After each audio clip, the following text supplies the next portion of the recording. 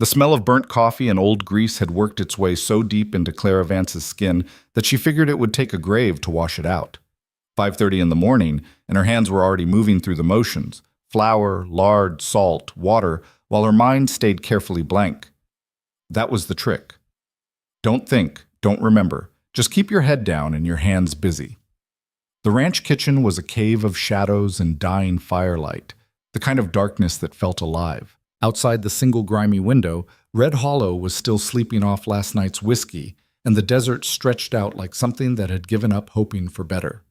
Clara's fingers worked the biscuit dough with mechanical precision.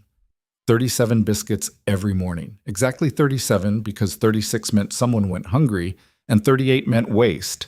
And Thomas had opinions about waste that usually ended with her picking herself up off the floor. She didn't let herself think his name if she could help it. The bruise on her ribs pulled tight when she reached for the rolling pin. 3 days old, that one. Purple-black and tender, shaped roughly like the heel of a boot. She'd learned to catalog them like a ledger: dates, causes, severities. The accountancy of survival. Her reflection caught in the window glass, pale and indistinct. Ghost woman, shadow wife. She looked away. The bunkhouse would be stirring soon. 15 ranch hands, give or take, depending on the season and who'd gotten fired or quit or simply wandered off into the desert like men sometimes did out here. They'd shuffle in smelling of sleep and sweat, pile their plates high, and not one of them would look her in the eye. That was fine. She'd gotten good at being invisible. The coffee boiled over with a violent hiss. Clara lunged for the pot, wrapped her apron around the handle, and jerked it off the heat. Too late. The stove was a mess of black liquid and steam. She grabbed a rag, started scrubbing, her breath coming faster than the small disaster warranted. Stupid. Careless. Thomas would see it. Somehow he always saw everything. And, easy there. Clara spun, her heart slamming against her breastbone. A man stood in the doorway. Tall, rangier than the hands, with dark hair that needed cutting and a face she'd seen exactly twice in the 6 months she'd been at the ranch. Colt Mercer, the owner. The man whose land this was, whose rules theoretically governed it, though Clara had learned that theory and practice were different countries out here. Didn't mean to startle you. His voice was quiet, rougher than she'd expected. He stayed in the doorway, didn't come closer. Something about the way he held himself suggested he knew what it meant when a woman jumped like that. "I'm sorry about the mess." The words came automatically.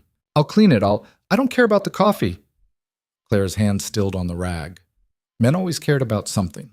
Mistakes, money, the way you looked at them or didn't look at them. The trick was figuring out what they cared about before you made the wrong move. Colt moved into the kitchen with the careful gait of someone who'd spent more time on horseback than on solid ground. He didn't head for the coffee or the biscuits. Instead, he stopped at the window, looking out at the nothing of pre-dawn desert. "You're here early," Clara said, then immediately regretted speaking.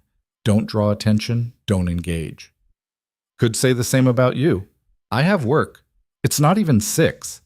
Clara went back to the biscuits, cutting them into neat circles with the rim of a tin cup. Her pulse was still jumping. "Hands eat at 6:30. Takes time to—" "Where's your husband?" Her hands stopped. Just for a second, but he saw it. Of course he saw it. "Sleeping." "He help you out here in the mornings?" A laugh wanted to climb up her throat, bitter and sharp. She swallowed it down. "No, sir."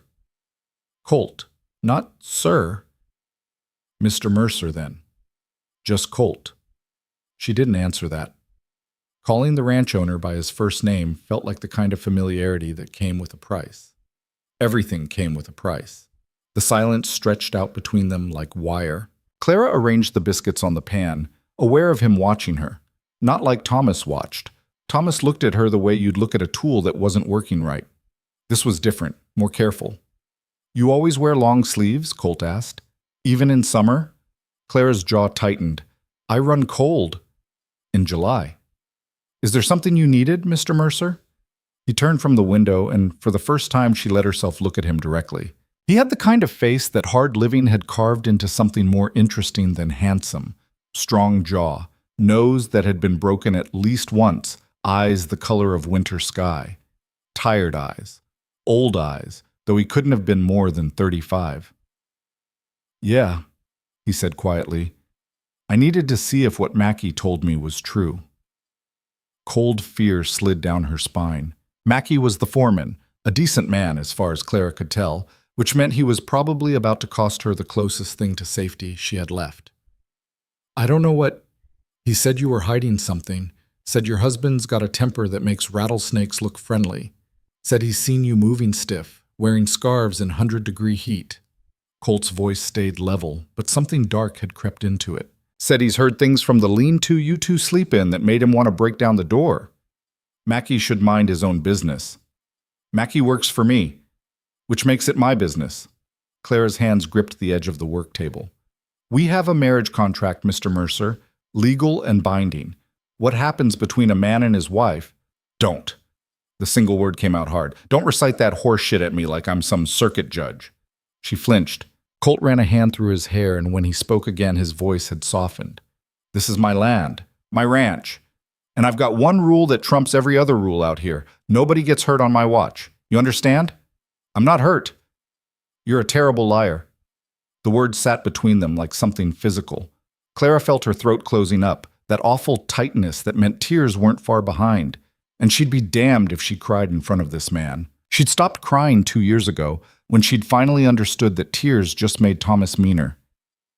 I need this job, she said, and hated how small her voice came out. We need this job. If you're firing us, I'm not firing you. Then what are you doing? Colt looked at her for a long moment, and Clara felt something shift in the air between them.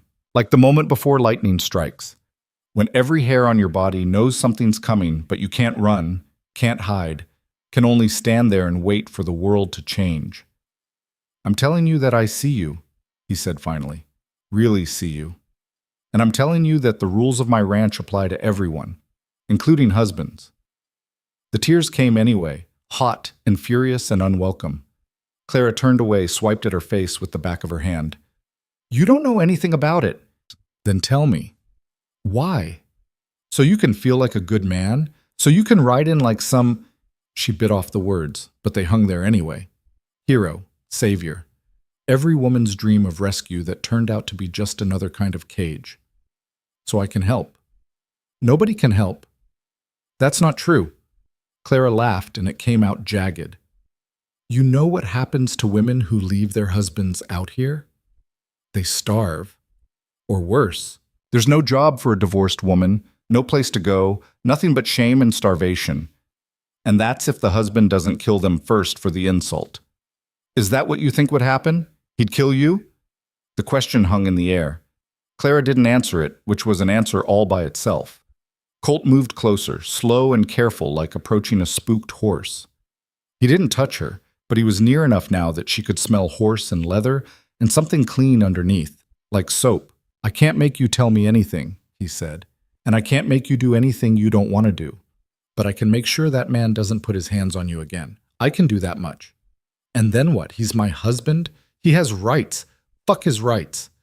The profanity landed like a slap, shocking in its bluntness. Clara stared at him. You think I care about legal rights when a man's beating his wife? Colt's voice had gone rough with anger. Not at her, she realized, but for her. I've seen men hung for less out here. Court law stops mattering real fast when you're 3 days from the nearest marshal. You can't just... Watch me. The door to the lean-to slammed open with a bang that made Clara jump. Thomas stumbled in, still half drunk from last night, suspenders hanging loose and his face already twisted with the particular meanness that came with hangovers. The hell is all this talking? His eyes, bloodshot and mean, landed on Colt.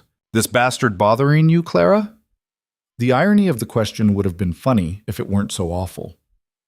Mr. Mercer was just checking on breakfast, Clara said quickly, smoothly, slipping back into the role she'd learned to play. Obedient wife, invisible woman. I'll have it ready on time, I promise. Thomas ignored her. He swayed slightly, sizing up Colt with the belligerence of a small man who'd never learned when to back down. You got some reason to be sniffing around my wife before dawn? I got every reason. This is my ranch. And she's my wife. Bought and paid for. Clara felt the words like a punch. Bought and paid for. That's what their marriage had been. Her father's debts erased in exchange for one daughter, 19 years old and desperate enough to think any escape was better than staying home. She'd been wrong about that. Colt's expression hardened. We're not doing this right now. Get cleaned up, sober up, and stay out of my kitchen.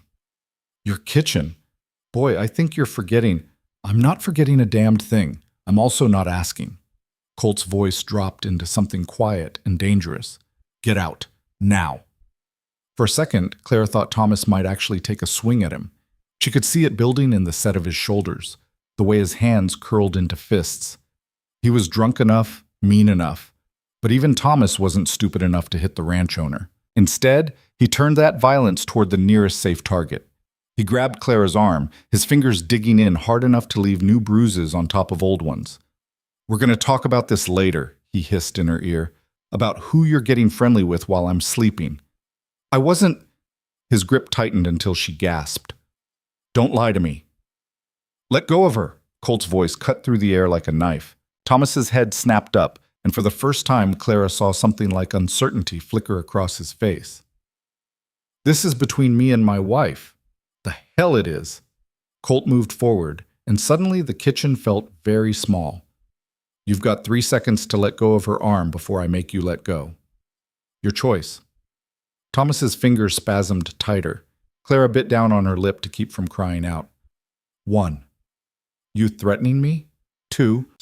Thomas shoved Clara away hard enough that she stumbled into the work table. Biscuits scattered across the floor. The tin cup clattered into the corner. Crazy son of a bitch, Thomas muttered, but he was backing toward the door. You got no right. I've got every right, and here's a new rule for you to chew on. You touch her again even once, and you're done here. Off my land, out of my sight, and lucky if that's all that happens to you. Oh, you can't fire me for how I handle my own wife. Watch me.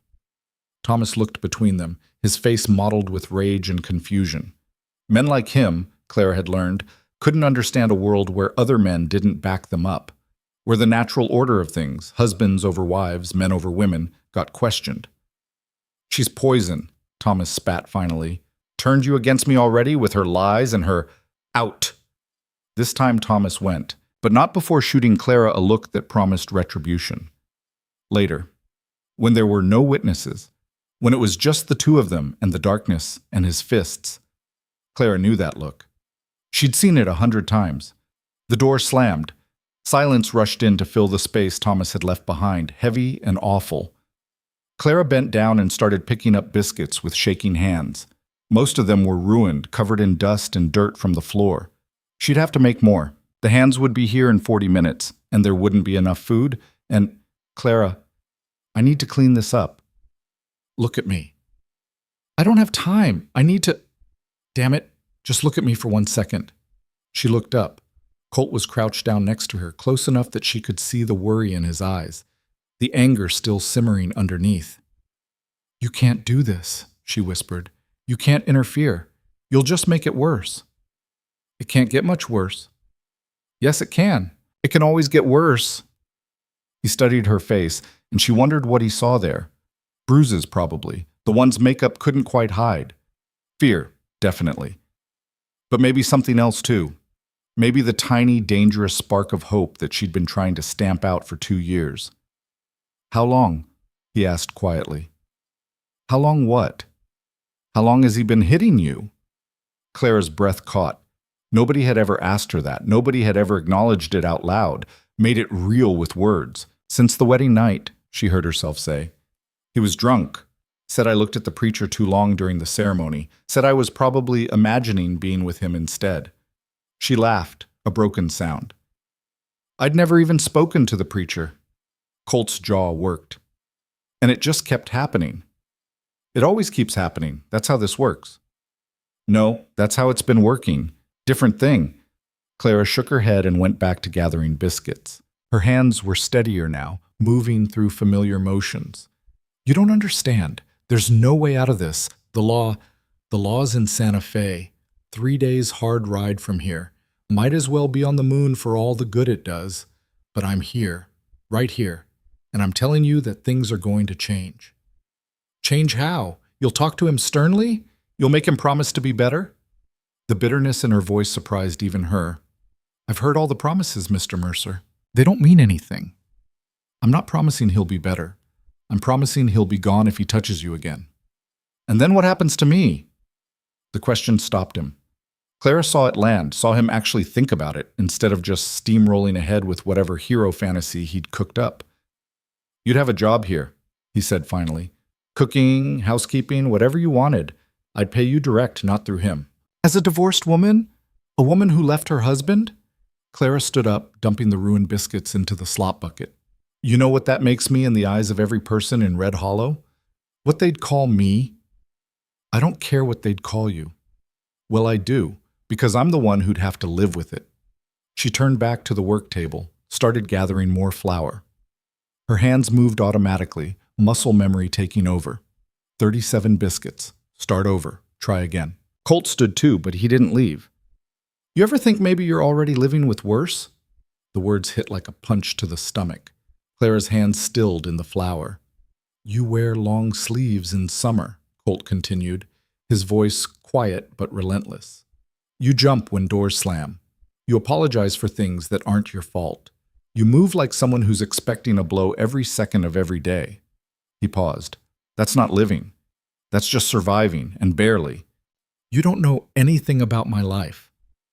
Then tell me I'm wrong. Tell me you go to sleep at night not wondering if this is the night he goes too far. Tell me you're happy. Tell me you feel safe. Clara couldn't. The words wouldn't come.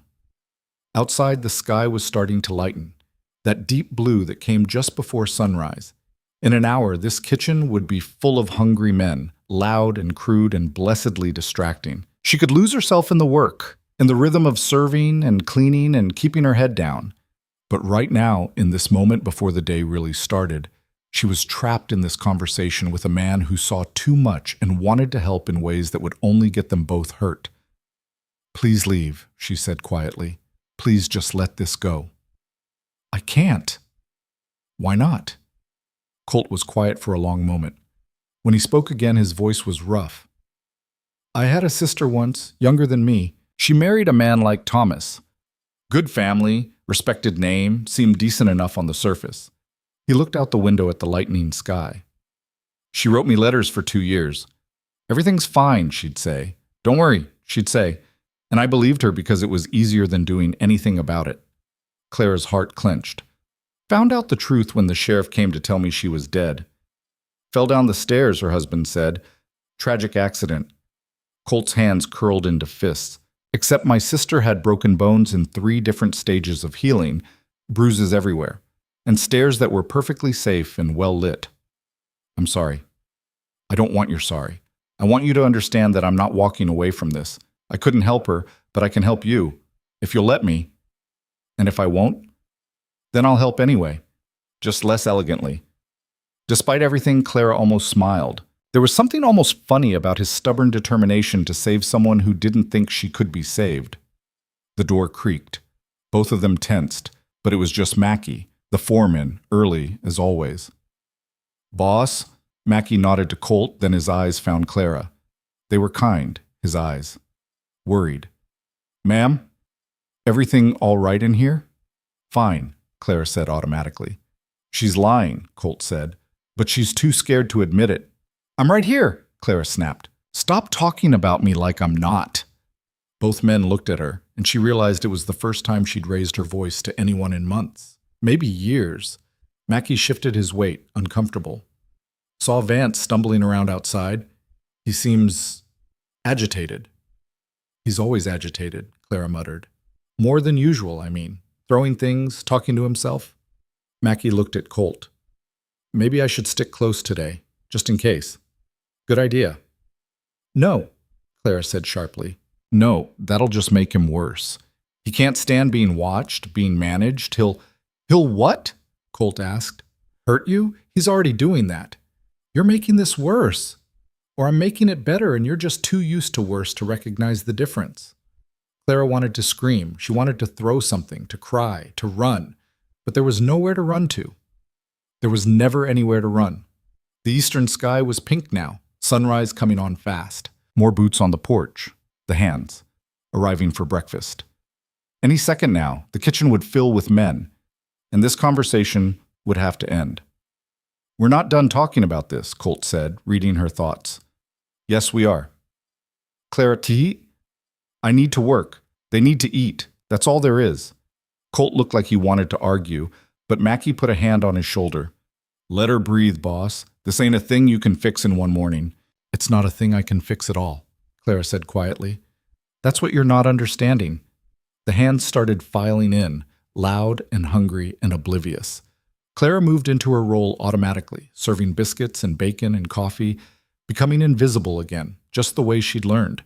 But she could feel Colt's eyes on her as he left, could feel the weight of his attention, his concern, his dangerous determination to help. And underneath her fear, underneath the exhaustion and the bone-deep certainty that nothing would ever change, she felt something she barely recognized anymore.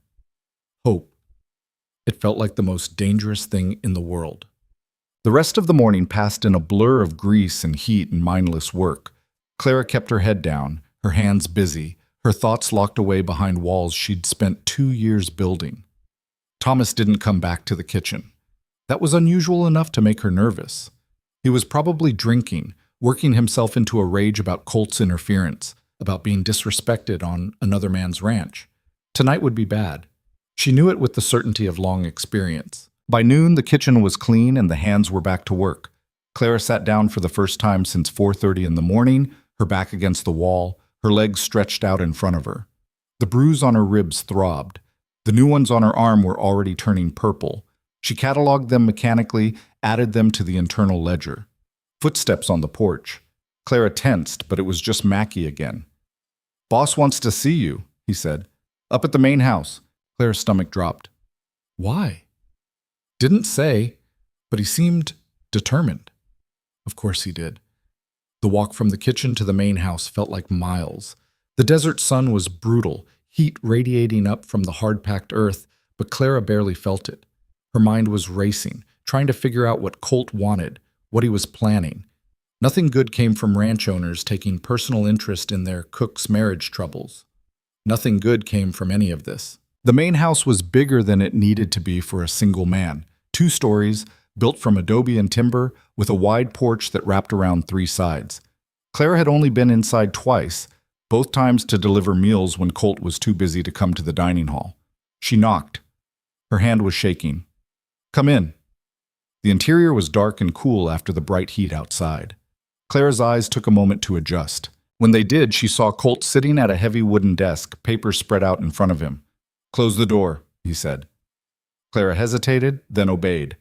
Being alone with a man in his house, even the ranch owner, was the kind of thing people talked about. The kind of thing Thomas would have opinions about. "Sit down." There was a chair across from the desk. Clara perched on the edge of it, her back straight, hands folded in her lap. Ready to run. Colt pushed a piece of paper across the desk toward her. "Can you read?" The question stung, though she knew he didn't mean it to. "Yes." "Then read that." Clara picked up the paper. It was a legal document, dense with formal language, but the gist was clear enough. An employment contract. For her. Direct pay, room and board included, no provision for a spouse. "I don't understand." "It's a job offer, independent of whatever arrangement your husband has with the ranch." "Why?" "Because you're a good cook." "Because the hands are always complaining about the previous cook who couldn't boil water without burning it. Because I need someone reliable." He paused. "And because it gives you options." Clara set the paper down carefully. "This doesn't change anything. I'm still married. He's still my husband. For now. For always. That's how marriage works." "Not necessarily." "You're talking about divorce."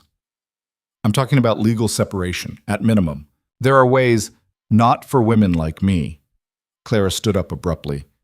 "You think I haven't thought about this? Haven't gone over every possible escape route in my head 1,000 times? There's no way out. The law doesn't care about bruises. It cares about contracts and property and a man's rights over his wife. The law in Santa Fe might care. With the right lawyer, the right evidence. I don't have money for lawyers. I don't have evidence except my word against his. And do you know what happens to women who publicly accuse their husbands of abuse out here?" She laughed bitterly. "They become cautionary tales. Proof that women can't be trusted. that we're liars and manipulators who deserve whatever happens to us. Colt stood too, came around the desk. Not on my land. Not while I'm... While you're what? Protecting me? For how long? Until the next time he catches me alone? Until he decides to come at me with a knife instead of his fists? Clara could hear her voice rising but couldn't stop it. You can't watch me every second.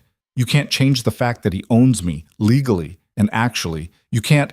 I can give you a choice. The words stopped her cold. That's all I'm offering, Colt continued quietly. A choice. Take the job, don't take the job. Leave him, stay with him, but at least know that there's a different path available, that you're not as trapped as you think. I am trapped. Maybe. Or maybe you've been told you're trapped so many times you started believing it. Clara sank back into the chair. Her legs wouldn't hold her anymore. Why do you care? I told you, my sister... No, really. Why do you care? She looked up at him, this strange man with tired eyes and a stubborn streak that was going to get them both in trouble. You could just fire Thomas, get rid of the problem, hire a new cook, forget all of this. Colt was quiet for a long moment. Then he sat down too, not behind the desk but in the chair next to hers. You want the truth? Please. Because when I looked through that kitchen window this morning and saw you standing there in the dark, alone, wearing those long sleeves and that careful blankness on your face, I recognized something. He rubbed his jaw. I recognized what it looks like when someone's given up, when they've decided that survival is the best they can hope for, and anything more is just fantasy. And I can't stand seeing it, can't stand knowing it's happening under my roof and not doing anything about it. He met her eyes. I know I can't save you. You're the only one who can do that. But I can make it easier. I can give you resources, backup, a safe place to land. That's something. Clara's throat was tight again. She looked down at her hands, at the old scars mixed with new bruises. 2 years of damage, mapped out on her skin. What if I take the job and stay with him anyway? She asked quietly. Then you take the job and stay with him. Your choice. What if he doesn't let me take the job? He doesn't get a say. This is between you and me. He'll be furious. Let him be furious, as long as he doesn't act on it. He always acts on it eventually. Colt leaned forward, his voice intense. Then I'll be ready. I promise you that. Clara wanted to believe him. She wanted it so badly it scared her. But belief was dangerous. Hope was dangerous. The only safe thing was to keep her head down, endure, survive. Except she was so tired of just surviving. I need to think about it, she said finally. Fair enough. Take as long as you need. She stood up, carefully this time. Thank you for trying. Even if it doesn't work. It'll work if you want it to. Clara almost laughed, as if wanting something had ever been enough. But she just nodded and headed for the door. Clara? She turned back. That thing I said this morning about seeing you. Colt's expression was serious. I meant it. You're not invisible. Not to me. The words followed her all the way back to the kitchen, back to the safety of familiar work and empty rooms. They rattled around in her head while she started prep for dinner, while she scrubbed pots and chopped vegetables and tried not to think about the hours between now and nightfall. Not invisible. When was the last time anyone had really seen her? Before the marriage? Certainly. Maybe not even then. Her father had seen her as currency, a way to settle debts. Thomas saw her as property. The Hands saw her as just another piece of ranch equipment. But Colt had looked at her and seen a person. A woman with her own thoughts, her own will. Someone worth protecting even though she wasn't his responsibility. It was such a small thing. It changed everything.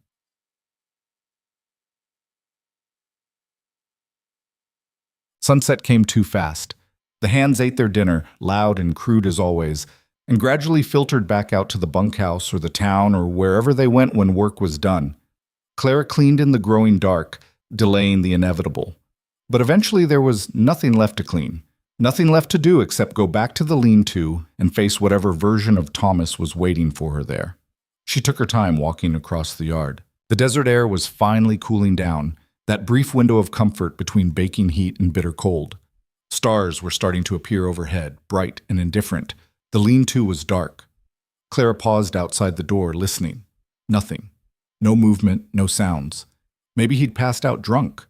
Maybe he'd wandered into town. Maybe the door flew open and Thomas grabbed her by the hair, dragging her inside before she could scream. The next part happened fast and slow at the same time, his fist in her stomach, driving the air from her lungs.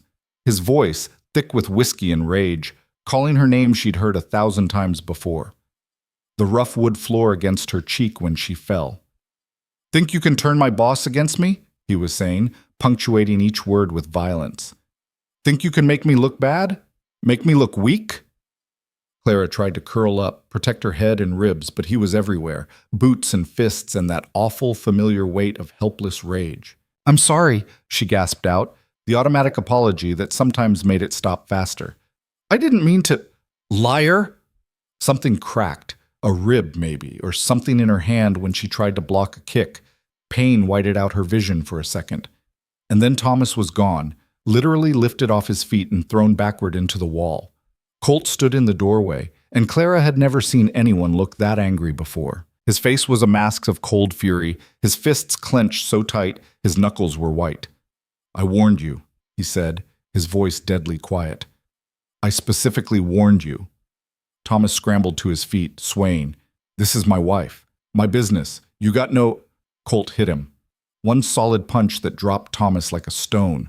For a second, nobody moved. Then Colt crouched down next to Clara, his expression shifting from rage to concern. "Can you stand?" Clara nodded, though she wasn't sure it was true. With Colt's help, she managed to get upright. Pain shot through her side, her hand, her head. Everything hurt. "Mackie!" Colt's voice cracked like a whip. The foreman appeared almost instantly. He must have been nearby, watching. His face went pale when he saw Clara. "Get the doc. Now!" "Yes, sir." Mackie disappeared into the night at a run. Colt helped Clara out of the lean-to, supporting most of her weight. She could feel wetness on her face. Blood, probably, from a split lip or a cut somewhere. "I'm fine," she tried to say. "You're not fine. You're about as far from fine as a person can get." Behind them, Thomas groaned and started to stir. Colt glanced back, his expression hardening. "Stay here," he told Clara, settling her on a bench outside the kitchen. Then he went back into the lean-to. Clara couldn't hear what he said, but she heard Thomas's response, a string of curses and threats that cut off abruptly. When Colt emerged again, his expression was grim. "He's leaving, tonight. I'm giving him 1 hour to pack his things and get off this ranch, and if he's still here after that, I'm dragging him off myself." "He won't go." "He'll go, trust me." The doctor arrived, old McAllister from town, perpetually drunk but surprisingly competent. He examined Clara with practiced hands while Colt watched, that cold fury still simmering underneath his surface. 3 cracked ribs, McAllister announced. Broken finger, concussion probably, various contusions and lacerations. He looked at Colt. "This the husband's work?" "Yes." "Figured." McAllister started wrapping Clara's ribs, not unkindly. "You pressing charges?" Clara started. "Yes," Colt said flatly. "Boss, the nearest marshal is 3 days away. Even if he came, even if he cared, it's a husband-wife dispute. Nothing would come of it." "Then we'll handle it another way." McAllister raised his eyebrows but didn't comment. He finished with the ribs, splinted Clara's finger, cleaned the cuts on her face. Through it all, Clara sat very still, feeling separate from her body, from the pain, from all of it. This wasn't real. Couldn't be real. Things like this didn't happen to women like her, except they did.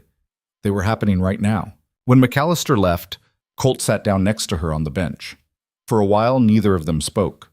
The night sounds filled the silence, crickets, distant coyotes, the soft shuffle of horses in the barn. "I'm sorry," Clara said finally. "For what?" "For causing trouble. For making you—" "Stop!" Colt's voice was firm, but not unkind. "This isn't your fault. None of it. Not what he did, not what I'm doing about it, none of it." "He's right, though. He's my husband." "Legally, I don't give a damn about legal, not when it comes to this." Clara looked at him, this strange, stubborn man who'd decided to care when he could have just looked away. "Why are you doing this?" "I told you. Not the sister story, the real reason." Colt was quiet for a long moment. When he spoke, his voice was rough, because someone should have done it for her. Someone should have stepped in, should have made it stop before it was too late. And maybe it won't make a difference now. Maybe it's just guilt driving me, but at least you're alive. At least I can do something. Clara felt tears sliding down her face, mixing with the blood and dirt. I don't know how to do this. How to be saved. You're not being saved. You're saving yourself. I'm just making it a little easier. From the lean-to came the sounds of Thomas packing, angry, violent sounds. Clara tensed. He'll come back, she whispered. Even if he leaves tonight, he'll come back. Then we'll be ready for him. We? Colt met her eyes. You're not alone in this anymore. However this plays out, whatever you decide to do next, you're not alone. Understand? Clara wanted to believe him. More than that, she needed to believe him. Because if she was alone, if this was just another false hope, she didn't think she could survive it. I'll take the job, she heard herself say. The one you offered. I'll take it. Something shifted in Colt's expression. Relief, maybe, or satisfaction. Good. But I don't know what happens after that. Don't know how to be free.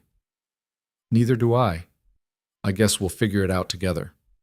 Thomas emerged from the lean-to with a pack slung over his shoulder, his face already swelling from where Colt had hit him. He looked at Clara with such concentrated hatred that she shrank back involuntarily. This isn't over, he said. Yes, it is, Colt replied, standing up. And if you come back here, if you so much as set foot on my land again, I'll finish what I started tonight. We clear? For a second, Clara thought Thomas might actually attack him. But even drunk and furious, he wasn't quite that stupid. Instead, he spat at Clara's feet. Whore! Then he was gone, vanishing into the darkness, and Clara was left staring at the space where he'd been, unable to quite believe it was real. He's gone, Colt said quietly. For now. For good if I have anything to say about it. Clara laughed, a broken sound that hurt her cracked ribs. You can't control everything. Watch me try. She looked up at him, this man who'd decided to care.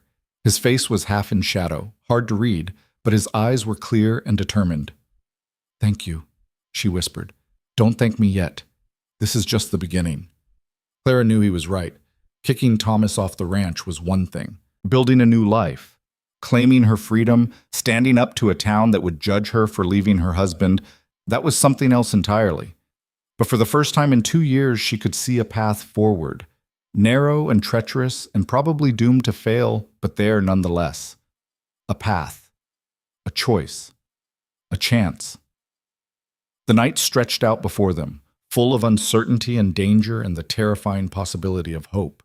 Clara stood up, wincing at the pain but standing nonetheless. Where do I sleep tonight? Main house. I've got a spare room upstairs, door locks from the inside. A door that locked. Such a simple thing. Such an impossible luxury. They walked across the dark yard together, and with every step Clara felt something shifting inside her. Not healing, it was too soon for that. But maybe the beginning of healing. The first crack in the armor she'd built around herself. She'd been invisible for so long. Maybe it was time to be seen. The spare room upstairs had a window that looked out over the eastern desert, and Clara spent her first free night watching the horizon instead of sleeping. Every creak of the house made her jump. Every shadow seemed to carry Thomas's shape. Freedom, she was learning, didn't feel like relief. It felt like waiting for the other boot to drop. By dawn, her ribs were screaming and her broken finger throbbed in its splint, but she got out of bed anyway.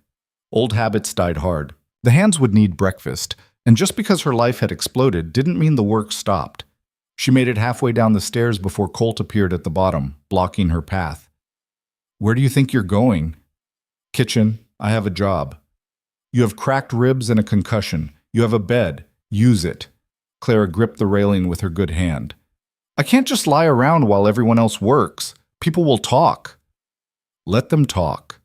Easy for you to say. You're not the one they'll be calling. She stopped herself, but the word hung there anyway.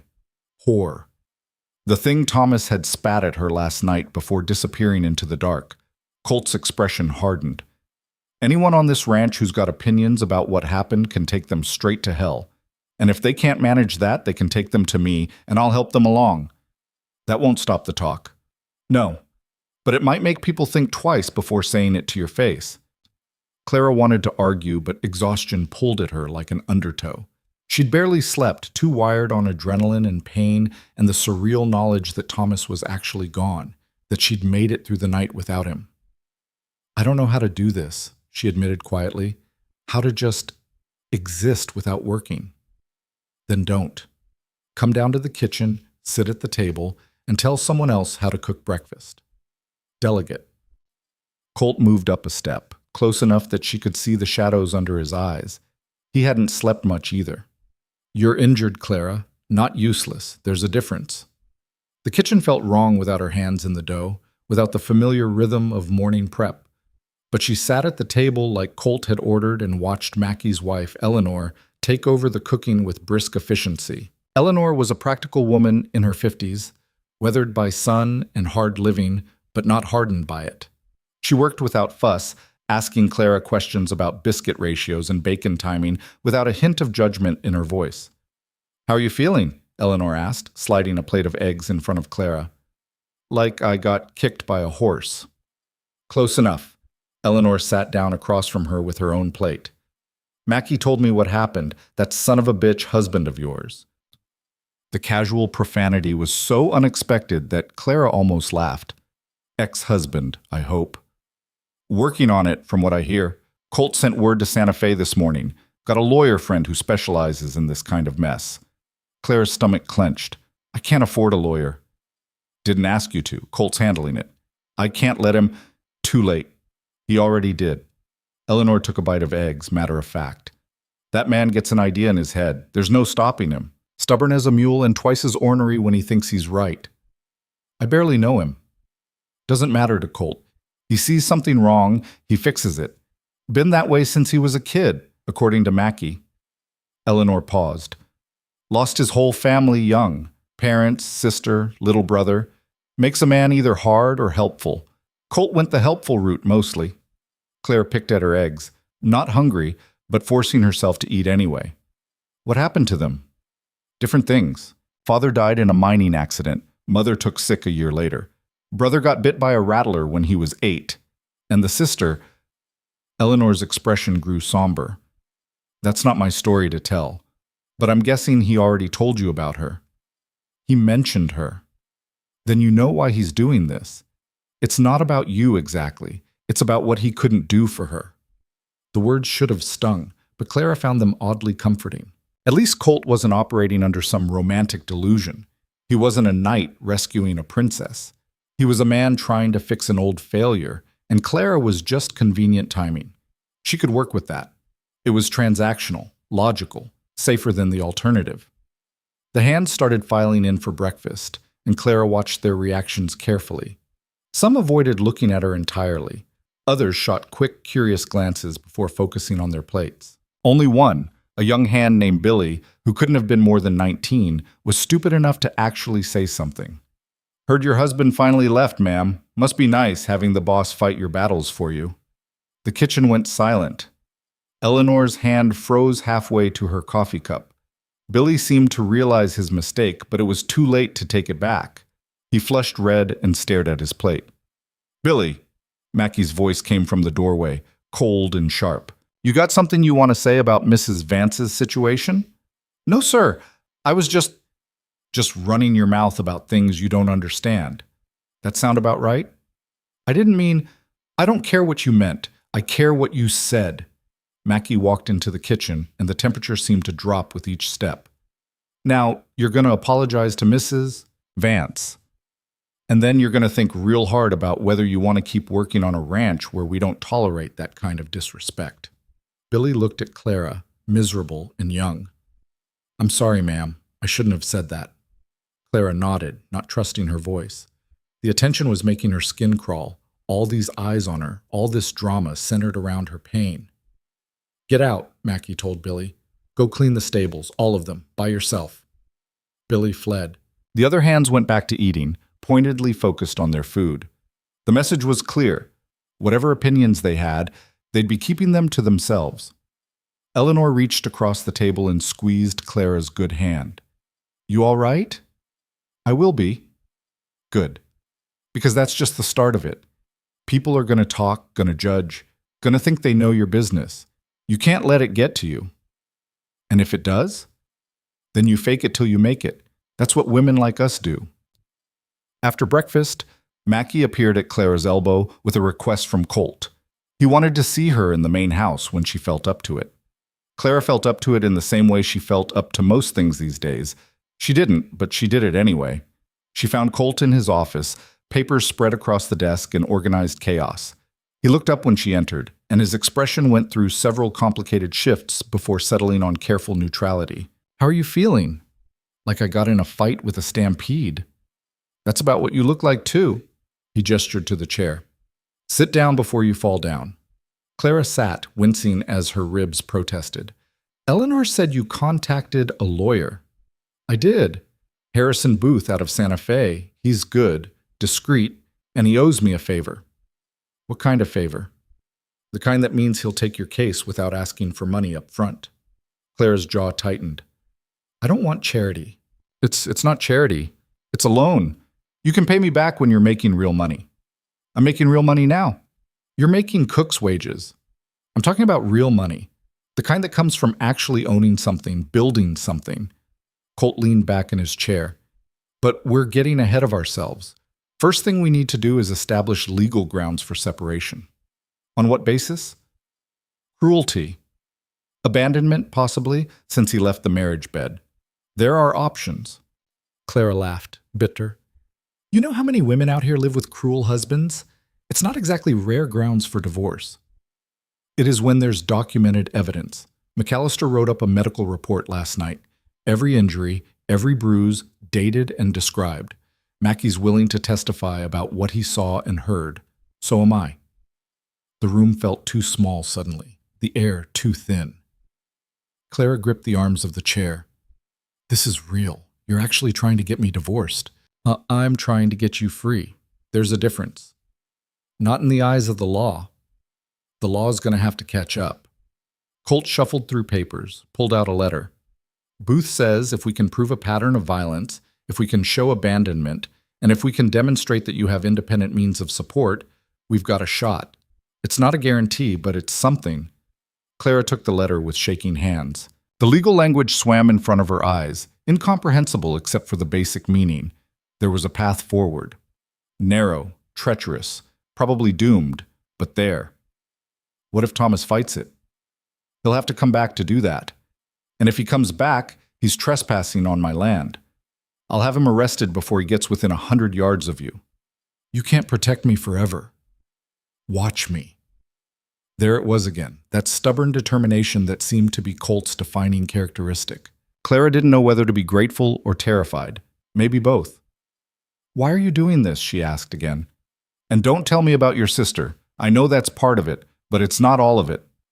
Colt was quiet for a long moment, studying her with those tired old eyes. "You ever notice how most people in this world just accept things the way they are? Bad laws, cruel customs, injustice piled on injustice, and everyone just shrugs and says that's how it's always been. That's how it'll always be." "I've noticed." "Well, I can't do that. Can't just accept that women get trapped in marriages that'll kill them. Can't accept that the law protects men who beat their wives. Can't accept that good people suffer while bastards thrive." He ran a hand through his hair. "Maybe I'm naive. Maybe I'm fighting battles I can't win. But at least I'm fighting." Clara felt something shift in her chest, some tight knot of fear loosening just slightly. "You're not naive. You're just decent. Decency's underrated. It's also dangerous, for both of us." "Then I guess we're both in danger." Colt stood up, came around the desk. "Look, I'm not going to lie to you. This is going to get ugly. Thomas is going to make noise, people are going to talk, and the legal process is going to be slow and frustrating. But at the end of it, you'll be free. Actually free, not just hiding from him. And if we lose, we won't. But if we do," Colt met her eyes, "then we try something else. There's always another option, Clara. Always another way out." She wanted to believe him, wanted to believe that the world had that much flexibility, that much room for second chances. But her life so far had taught her otherwise. Still, maybe it was time to learn different lessons. "All right," she said quietly. "Let's do it. Let's get me divorced." The next 2 weeks passed in a strange limbo between old life and new. Clara moved through her days with the feeling that she was walking on ice. One wrong step and everything would crack beneath her. The hands treated her with careful politeness now, a formality that somehow felt worse than being ignored. She was a subject of gossip, a scandal in the making, and everyone knew it. In town, the reaction was less polite. The first time Clara went into Red Hollow with Eleanor to buy supplies, she felt the weight of judgment like a physical thing. Women crossed the street to avoid her. Men stared with open hostility or uncomfortable pity. The shopkeeper served her without meeting her eyes, counting her change onto the counter rather than putting it in her hand. "Don't touch her," Eleanor snapped at the man. "Might catch independence. Heard that's contagious." The shopkeeper flushed red but didn't respond. He knew who Eleanor's husband was, knew Colt's money kept his store running. He couldn't afford to make enemies of the ranch, but he could make his opinion clear in small, cruel ways. Outside, Clara leaned against the wagon and tried to catch her breath. Her ribs were mostly healed now, the bruises faded to yellow-green, but her chest felt tight anyway. "It's going to be like this for a while," Eleanor said quietly. "People need someone to look down on. Makes them feel better about their own miserable lives. I knew it would be bad. I just didn't realize how bad. It'll get worse before it gets better, especially when the divorce proceedings start." Eleanor loaded supplies into the wagon with efficient movements. "But it will get better eventually. People have short memories for other people's scandals." Clara wasn't sure she believed that, but she nodded anyway. On the ride back to the ranch, Eleanor was quiet for a long time. Then abruptly she said, "You know Colt's falling for you, right?" Clara's head snapped around. "What? No. He's just helping, being decent, fighting for justice." Eleanor snorted. "He's doing all that, sure. But he's also looking at you like you're the first interesting thing he's seen in years. You're wrong. I'm not, and I think you know I'm not." Eleanor kept her eyes on the road. "I'm not saying that's a bad thing. Colt's a good man, one of the few, but you should know what you're walking into." Clara's mind was racing. She'd been so focused on escaping Thomas, on building some kind of independent life, that she hadn't stopped to consider what Colt might want in return. I can't." She struggled for words. "I'm still married, legally, officially married, and even if I wasn't, I'm not ready for anything like that." "I know, and I think Colt knows too, but feelings don't wait for convenient timing." Eleanor glanced at her. "Just be aware. That's all I'm saying. Be aware of what's building here so it doesn't catch you by surprise." That night, Clara lay in the spare room and tried to examine her own feelings with anything approaching honesty. What did she feel for Colt? Gratitude, certainly. Relief. A kind of cautious trust that she hadn't felt for another person in years. But anything else? Anything romantic? She didn't know. She'd spent so long numbing herself to survive that she wasn't sure she could feel those kinds of emotions anymore. Thomas had beaten them out of her one punch at a time. Maybe they'd come back eventually. Maybe they wouldn't. Either way, it was one more thing she didn't have the bandwidth to worry about. 3 weeks after Thomas left, a letter arrived from Harrison Booth, the lawyer in Santa Fe. He'd filed the initial petition for legal separation on grounds of cruelty and abandonment. A hearing was scheduled for 2 months out. 2 months to wait. 2 months of living in limbo, technically married but actually alone, caught between two lives and belonging to neither. Clara threw herself into work with renewed intensity.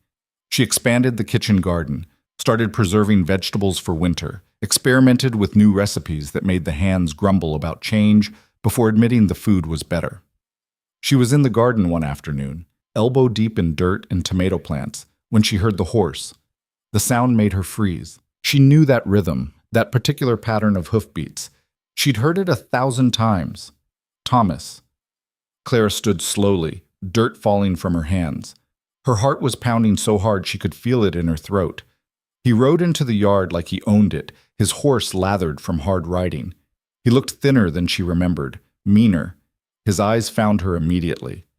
"Clara." She didn't respond, couldn't. Every muscle in her body was locked in place, some animal part of her brain screaming at her to run, while the rest of her stayed frozen. "I said, Clara." Thomas swung down from the horse. "Don't make me come over there." "Get back on that horse and leave." Colt's voice cut across the yard, cold and sharp. He appeared from the barn, and Clara had never been so glad to see another person in her life.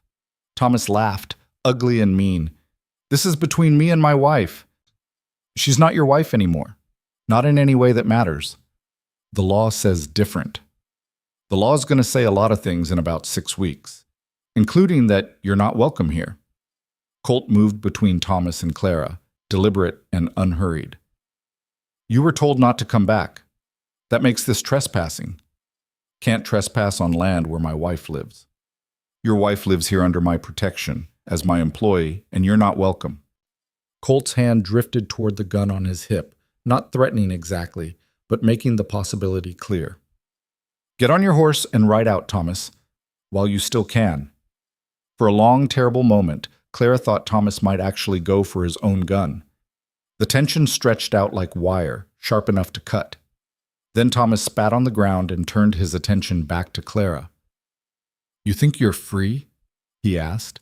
"Think you can just walk away from our marriage, from your vows?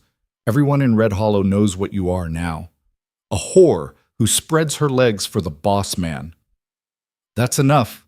Colt's voice was deadly quiet. "Is it true, Clara? You warming his bed now? That why he's so eager to help you?" Clara found her voice finally, dragging it up from somewhere deep. "I'm not warming anyone's bed. I'm trying to survive. Trying to build a life that doesn't involve fists and fear." "Survive?" Thomas laughed. "You wouldn't last 2 days without a man taking care of you. You're weak, useless. The only thing you're good for is cooking, and—" He didn't get to finish. Colt moved fast, grabbing Thomas by the shirt and slamming him back against his horse. "I told you to leave. I'm not telling you again." "You gonna shoot me? In front of witnesses?" Thomas's eyes darted around the yard. Sure enough, hands had started appearing from various buildings, drawn by the commotion. "Don't need to shoot you. Just need to make it clear that you're not welcome here." Colt shoved him toward the horse. "Get on, ride out, and don't come back." Thomas straightened his shirt, trying to salvage some dignity. His eyes found Clara again, and the hatred there was so pure it made her stomach turn. "This isn't over," he said quietly. "You're still my wife, still my property, and I'm going to make sure everyone knows it." "She's not property," Colt said. "She's a person, and you're done treating her like anything less." Thomas mounted his horse, but he didn't leave immediately. "You know what happens to women who leave their husbands out here? They end up dead or worse. Might want to remember that, Clara. Might want to think about coming back before it's too late." "It's already too late," Clara said, and was surprised by the steadiness in her own voice. "I'd rather die free than live one more day with you." Something flickered in Thomas's expression. Surprise, maybe, or grudging respect. But it was gone as fast as it appeared, replaced by that familiar ugliness. He rode out without another word. Clara stood in the garden and watched him go, her whole body shaking with delayed reaction.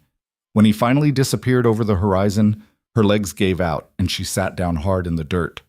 Colt was there immediately, crouching beside her. "You all right?" "No." The word came out on a half-sob. "No, I'm not all right. I thought I was done being scared. Thought if he just left, if he was just gone, I could start over. But he came back. He'll keep coming back. Not if I have anything to say about it. You can't watch me every second." "No, but I can make it clear that he's not welcome here, that he can't just show up and threaten you." Colt helped her to her feet. "Come on, let's get you inside." In the kitchen, Eleanor was already heating water for tea. She took one look at Clara's face and started adding whiskey to the cup. "Drink this." Clara drank. The whiskey burned going down, but it helped settle her nerves. She sat at the table and tried to stop shaking. "He's going to fight the divorce," she said. "Going to drag it out, make it as hard as possible." "Let him," Colt said. "We've got documentation, witnesses, evidence. He can fight all he wants. He's going to lose." "You don't know that. I know that judges don't like men who beat their wives. I know that Booth is the best lawyer in 3 territories. And I know that you're not going back to him, no matter what happens." Clara looked up at him. "What if the divorce doesn't go through? What if the judge says I have to go back?" "Then we try something else." "Like what?" Colt and Eleanor exchanged a look. Then Colt said carefully, Like maybe you disappear for a while. Go somewhere Thomas can't find you. Start over under a different name. That's running. That's surviving. There's a difference. Clara shook her head. I'm tired of running, tired of hiding. If I do this, if I actually try to get divorced, I want to do it right, legal and official and in front of everyone. Even if it means more danger? Even then. Eleanor refilled Clara's tea, adding more whiskey this time. You're braver than I gave you credit for. I'm not brave. I'm just done being scared. Same thing, mostly. The next day, Mackie doubled the watch on the ranch borders. 2 men, armed, rotating shifts. It felt like preparing for a siege, which Clara supposed they were. Thomas didn't come back that week, or the next, but his presence lingered like smoke, poisoning everything. Clara started having nightmares again, dreams where Thomas found her alone, where no one came to help, where everything ended in blood and darkness. She'd wake up gasping, her heart racing, and have to remind herself that she was safe, that Colt was downstairs, that armed men were watching the perimeter.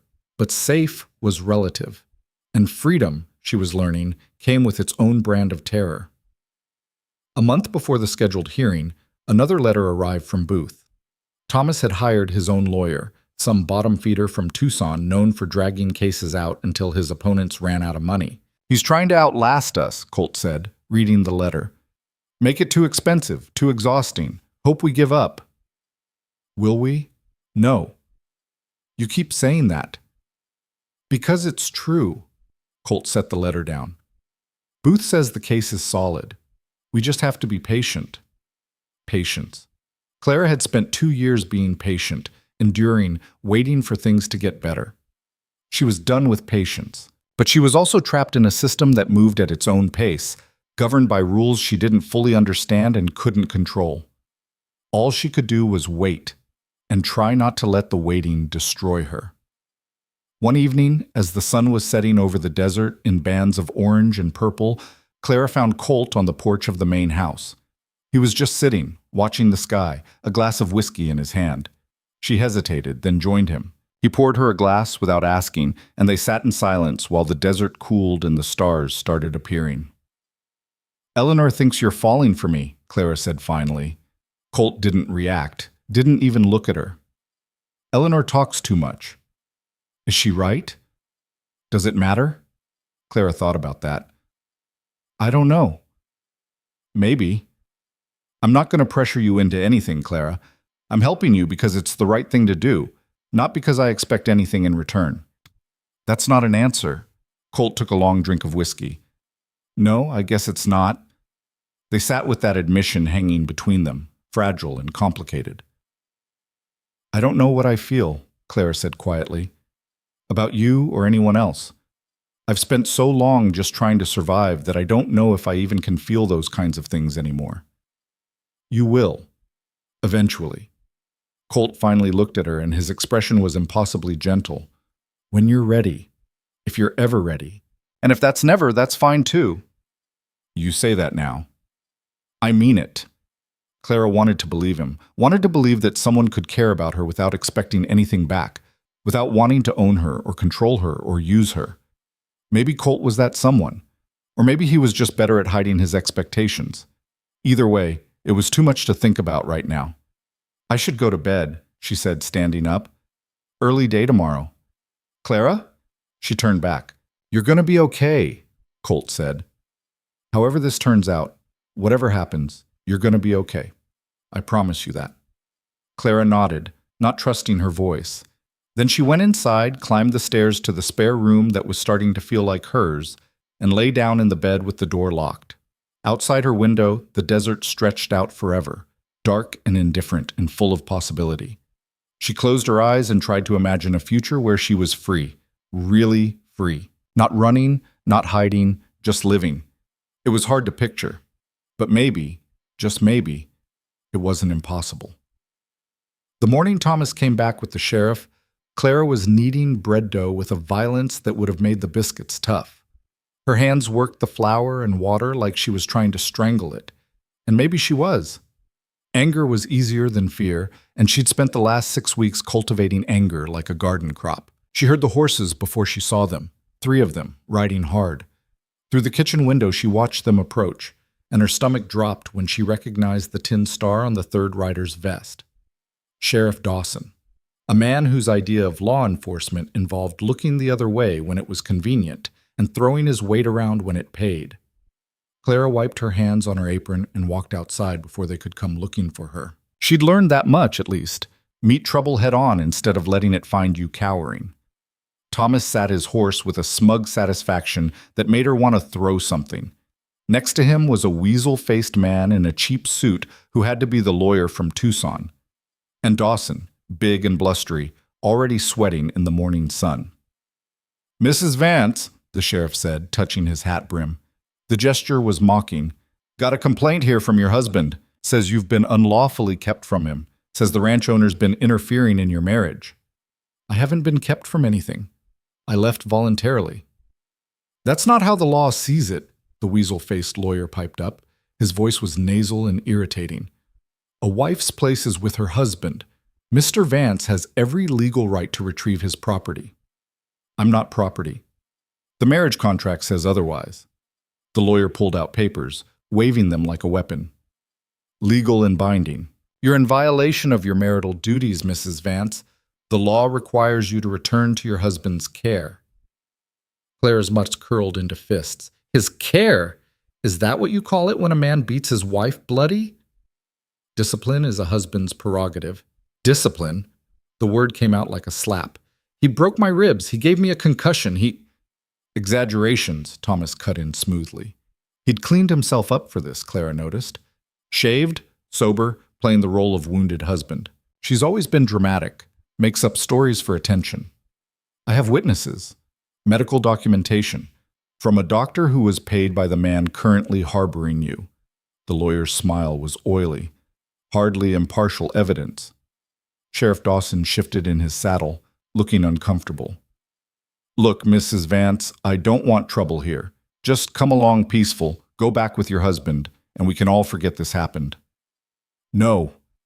The single word hung in the air like a gunshot. "No?" Thomas's facade cracked slightly. "You don't get to say no, Clara. You're my wife." "Not for much longer." "The divorce petition's going to fail," the lawyer said. "Judges don't grant divorces for marital disputes, especially not when the wife's been living under another man's roof." Before Clara could respond, Colt appeared from the barn. He walked with that unhurried confidence that made nervous men reach for their guns, and Clara saw the sheriff's hand twitch toward his holster. "Gentlemen," Colt said pleasantly, "didn't realize we were having a party." "This doesn't concern you, Mercer," Dawson said. "Everything on my land concerns me. That include you threatening my cook." "Not threatening, just explaining the law to a confused woman." The lawyer's eyes glinted. "Mrs. Vance is in violation of her marriage contract. Her husband has legal right to retrieve her." "He's got legal right to nothing. She's got a separation petition filed in Santa Fe. Until that's resolved, she stays here under my protection." "Your protection?" Thomas laughed, ugly and knowing. "That what you're calling it? Everyone knows what's really going on here. She's spreading her legs for you, buying your protection the only way a woman like her knows how." Colt moved fast. One second he was standing still, the next he had Thomas by the collar, dragging him off his horse. The lawyer yelped and his horse shied. Sheriff Dawson drew his gun. "Let him go, Mercer." Colt ignored him. His face was inches from Thomas's, and his voice was quiet and deadly. "You're going to take that back, right now. Apologize to her." "The hell I will." Colt shook him hard enough to rattle teeth. "Apologize. Or I swear to every saint I don't believe in, I will make you regret every breath you've taken since the day you were born." "You can't. I'm within my rights. I don't give a damn about your rights." "Mercer," Dawson cocked his gun. "I said let him go." "Then shoot me. But I'm not letting this piece of garbage talk about her that way." Clara's heart was hammering. This was spiraling, getting dangerous. Men with guns and anger and nowhere for the violence to go except through someone's body. "Colt," she said quietly, "let him go. After he apologizes." "He won't, and you're going to get shot trying to make him." She moved closer, careful not to startle the sheriff. "Please, let him go." Colt looked at her, something complicated moving behind his eyes. Then he shoved Thomas away hard enough that the man stumbled. "Get off my land," Colt said. "All three of you, now." "We're not leaving without her," Thomas said, straightening his shirt. His bravado was back now that Colt wasn't choking him. "The law's on my side. Sheriff, do your job." Dawson looked deeply uncomfortable. "Mrs. Vance, I don't want to have to arrest you for violating your marriage contract, but if you don't come peacefully, you're going to arrest her for leaving an abusive husband?" Colt's voice was sharp. "That's the law you're enforcing. That's the law as it stands. I don't make the rules, you just follow orders like a good little dog." Colt spat on the ground. "You know what he did to her, Dawson. You know what she looked like when McAllister treated her. And you're still going to side with him." The sheriff's face reddened. "My personal feelings don't matter. The law—" "Forget the law for 1 second and remember you're a human being. Look at her. Really look at her. Then tell me you're going to drag her back to a man who nearly killed her." Dawson did look at Clara, and she saw something flicker in his expression. Shame, maybe, or recognition. But it wasn't enough to change anything. "I'm sorry, ma'am, but until the court says otherwise, you're legally bound to your husband. If you don't come willingly, I'll have to arrest you." Clara felt the trap closing. She could go with Thomas, submit to his authority, and probably end up dead within the week. Or she could resist, get arrested, and end up in jail where Thomas could access her anyway once Dawson got bored of guarding her. There was no winning move. "How much?" Colt asked suddenly. Everyone turned to look at him. "How much is he paying you, Dawson? To come out here and do his dirty work?" The sheriff's face went from red to purple. I'm not, because I'll pay double, triple. Whatever it takes for you to remember that your job is protecting people, not delivering women back to their abusers." "You can't bribe a sheriff," the lawyer sputtered. "Watch me." Colt's eyes never left Dawson. $500, right now, cash, to turn around and ride back to town empty-handed. Thomas laughed. "He's bluffing. He doesn't have that kind of money just lying around. Try me." For a long, terrible moment, Clara thought Dawson might actually consider it. She could see him calculating, weighing his options, thinking about what $500 could buy. Then his jaw set. "I'm not for sale, Mercer. And you just tried to bribe an officer of the law. That's a crime. So arrest me, but you're still not taking her." "The hell I'm not." Dawson dismounted, started walking toward Clara. "Mrs. Vance, you're coming with me. Don't make this harder than it needs to be." Colt stepped between them. "Move," Dawson said. "No." The gun came up, pointed at Colt's chest. Clara's breath stopped. "I will shoot you if I have to." "Then shoot, but you're not touching her." Time seemed to slow down. Clara could see every detail with crystalline clarity. The sweat on Dawson's upper lip, the way Thomas's smile was starting to slip, the slight tremor in the lawyer's hands, the gun barrel, dark and final, and Colt standing between her and all of it, refusing to move. Something broke open in Clara's chest. Not love, exactly. She wasn't ready for that word. Might never be ready. But something. Recognition, maybe. The understanding that this man would actually die for her, would take a bullet rather than let her be dragged back into hell. No one had ever done that before. "Enough!" Clara's voice cut through the tension. "Sheriff, I'll go with you. Just put the gun down. Don't shoot him." "Clara, no," Colt started. "I won't survive you getting killed over me. I won't." She looked at Dawson. "I'll come peacefully, but not with Thomas. If you're arresting me for violating my marriage contract, fine. Arrest me. Take me to jail. But I'm not getting on a horse with him." Dawson lowered the gun slowly. He looked relieved and ashamed in equal measure. "All right, that's fair. You can ride with me." "The hell she will," Thomas snarled. "She's my wife. She rides with me or nothing," Dawson snapped.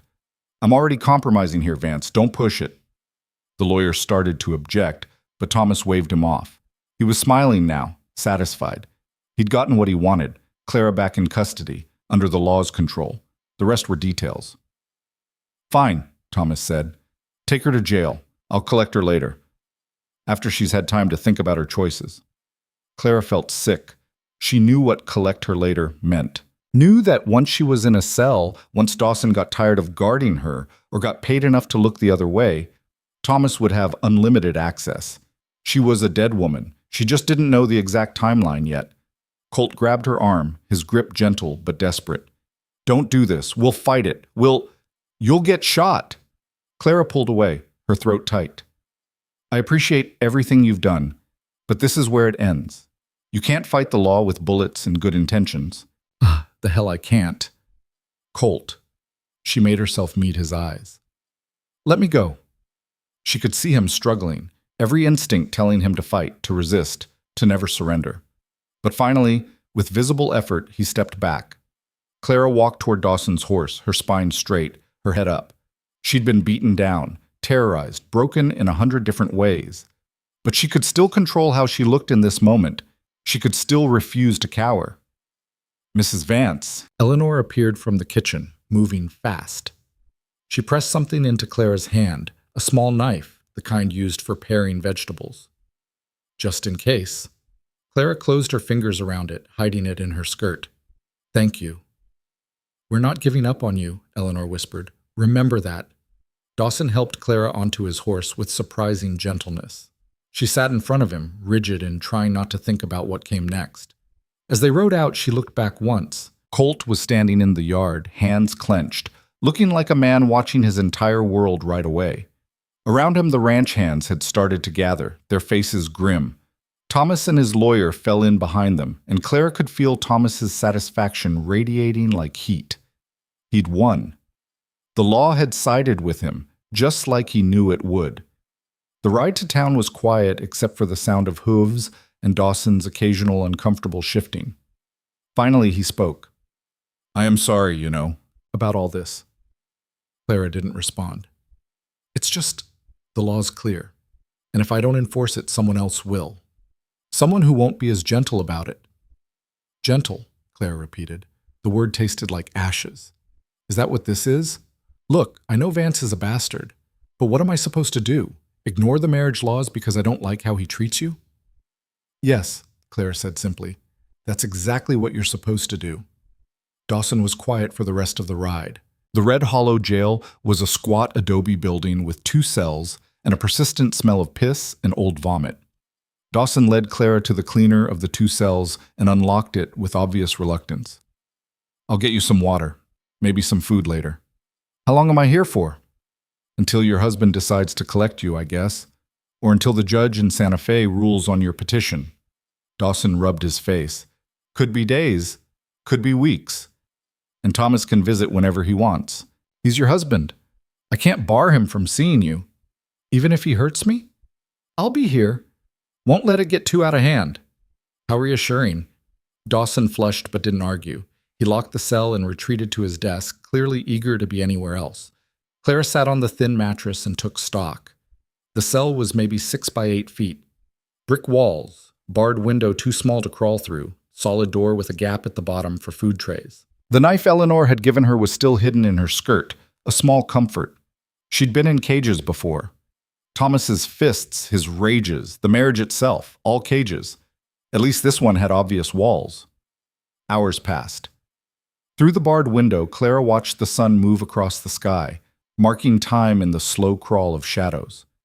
She thought about Colt, about Eleanor, about the life she'd almost started to build. It felt impossibly far away now. Evening came. Dawson brought her beans and bread, wouldn't meet her eyes. Vance is at the saloon, he offered, drinking with his lawyer. Probably be there most of the night. So I'm safe until morning. Probably. He hesitated. Look, if you wanted to reconsider, go back to him peacefully. I could... No. It'd be easier. For who? Dawson didn't have an answer for that. Clara ate the beans, which were terrible, and lay down on the mattress, which was worse. She didn't sleep. Every sound made her tense.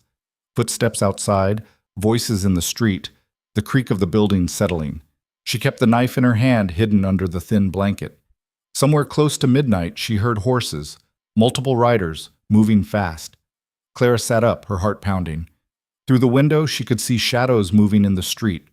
Then voices, Colt's, sharp and angry, and Dawson's, defensive. You can't just break her out of jail, Mercer. Watch me. I'll arrest you too. Aiding a criminal? She's not a criminal. She's a woman trying to survive. Clara pressed against the cell door, trying to hear better. More voices now. Mackie, some of the hands. Had they come armed? Were they actually planning to break her out? The front door banged open. Dawson appeared looking harassed, with Colt right behind him and at least 6 ranch hands crowding in after. "Tell them this is crazy," Dawson said to Clara. "Tell them you can't just break out of jail." "I can't just break out of jail," Clara said obediently. Then to Colt, "What are you doing?" "Getting you out of here before Thomas shows up and kills you." "And then what?" "I'll be a fugitive. He'll have even more ammunition for the divorce proceedings. You'll all be arrested for aiding t—" "Don't care," Colt turned to Dawson. "Open the cell." "No." "Then I'll open it myself." "You'll have to go through me first." Colt looked at the sheriff for a long moment. "I like you, Dawson. You're mostly decent under all the cowardice. But if you think I won't go through you to get to her, you're wrong."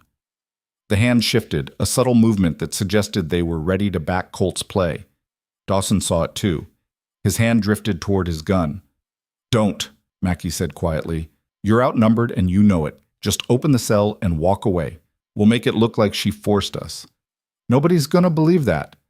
"Don't care if they believe it. Just care that you're not dead when this is over." Dawson looked around at the faces surrounding him. Hard men, loyal to Colt, willing to fight for a woman most of them barely knew. His shoulders sagged. "This is wrong," he said, even as he pulled out the keys. "This is breaking the law." "The law's been broken from the start," Colt said. "We're just fixing it." The cell door swung open. Clara stepped out, feeling like she was stepping off a cliff. This was it. The moment where she stopped being a woman trying to work within the system and became a fugitive, a criminal, someone beyond the law's protection. It should have terrified her. Instead, it felt like freedom. "Thank you," she said to Dawson. He looked at her with tired eyes. "Don't thank me. I'm going to regret this for the rest of my life. Better than regretting letting me die." "Maybe." He turned to Colt. "You've got maybe 6 hours before Vance realizes she's gone. After that, he'll come looking, and I won't be able to stop him. Won't need to. We'll be long gone." "Gone where?" "Somewhere he can't find us." Dawson shook his head. "There's nowhere like that." "Not really. He's got rights, Mercer. The law can go to hell," Colt said flatly. "I'm done waiting for it to catch up with decency." Outside, horses were waiting, more than Clara expected. It looked like half the ranch had come to town, ready for a fight or a rescue or both. Eleanor was there too, holding the reins of a saddled mare. She helped Clara mount, her face fierce in the moonlight. "Where are we going?" Clara asked. "Mexico, maybe," Colt said, swinging onto his own horse. "Or California, somewhere far enough that Thomas can't follow easily." "And the divorce?" "We'll figure that out later. Right now, we just need to keep you alive." Clara looked back at the jail, at Dawson standing in the doorway looking defeated. Then at the ranch hands, at Eleanor, at Colt sitting his horse with that stubborn determination that had changed everything. "This is crazy," she said. "Probably," Colt agreed. "You want to go back?" Clara thought about the cell, about Thomas drinking at the saloon, about what would happen when he came to collect her in the morning. Thought about the law that said she belonged to him, that her pain was his right, that her life was his property. "No," she said. "Let's go." They rode out of Red Hollow at a gallop, dust rising in their wake, leaving behind the law and its failures. Clara leaned low over her horse's neck, the wind whipping her hair back, and felt something wild rising in her chest. Fear, yes, but also exhilaration. She was choosing herself, maybe for the first time in her life, choosing risk over safety, uncertainty over the known horror of Thomas's fists. Behind them, lights started appearing in windows as the town woke to the sound of horses. Someone shouted. Clara didn't look back. They rode hard for an hour before Colt finally signaled a stop in a canyon wash hidden from the road. The horses needed rest, and so did the riders. Clara dismounted on shaking legs. The adrenaline was wearing off, leaving behind exhaustion and the creeping understanding of what they'd done. "We just broke multiple laws," she said to no one in particular. "Yep," Mackie agreed, checking his horse's hooves. "Thomas is going to use this." The petition was already weak, and now you're alive, Eleanor interrupted, "which is more than you'd be if we'd left you in that cell." But the divorce? Forget the divorce, Colt said. He was standing at the edge of the wash, keeping watch. We tried doing this the legal way. The law failed you, so we're doing it differently. By running? By surviving. He turned to look at her. You said yourself you'd rather die free than live one more day with him. So let's be free. Really free. Not waiting for some judge to decide if your suffering was bad enough to warrant escape. Clara wanted to argue, to point out all the ways this plan was doomed.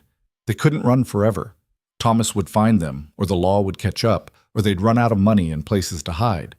But looking at Colt's face in the moonlight, at the determination there, she couldn't quite make herself say it. What about the ranch? She asked instead. Mackie can run it. He's been doing most of the work anyway. And your life?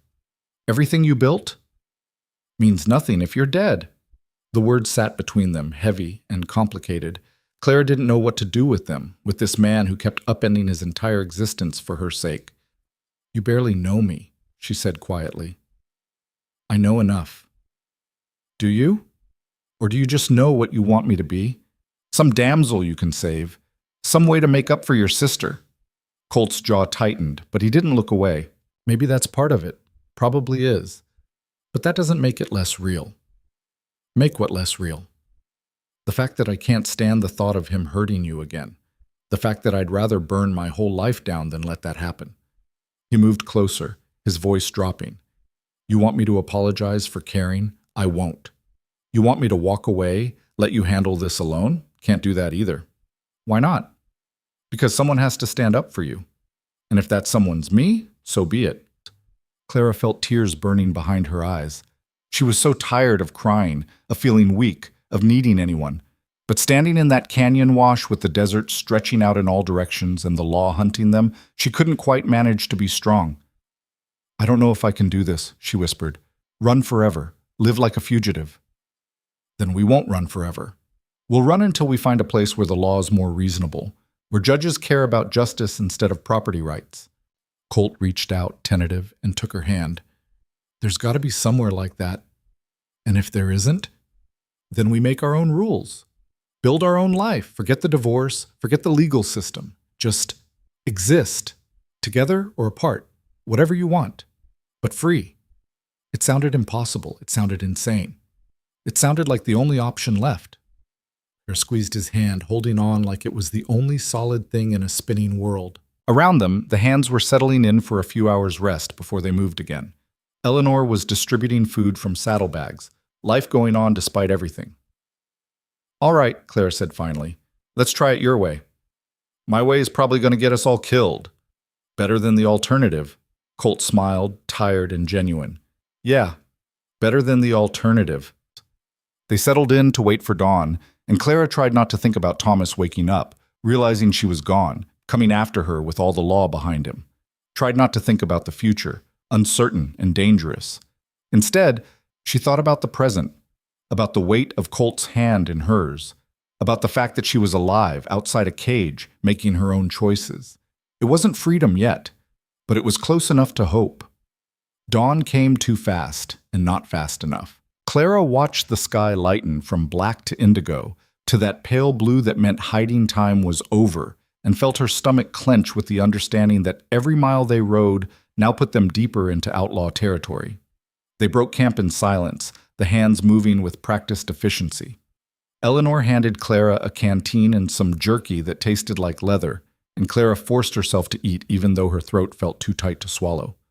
How far to the border? She asked Colt. 3 days hard riding, maybe 4 if we're careful. And you think Mexico's safer? I think it's different. Different laws, different jurisdiction. Thomas would have to work harder to find you. Colt checked his saddle rigging, not looking at her. And Booth says there's precedent for dissolving marriages across borders. Mexican courts don't care as much about American property laws. Clara wanted to believe him. Wanted to believe there was somewhere in the world where she could just exist without Thomas's shadow hanging over her. But 3 years of marriage had taught her that hope was a luxury she couldn't afford. They rode out as the sun crested the horizon, casting long shadows across the desert.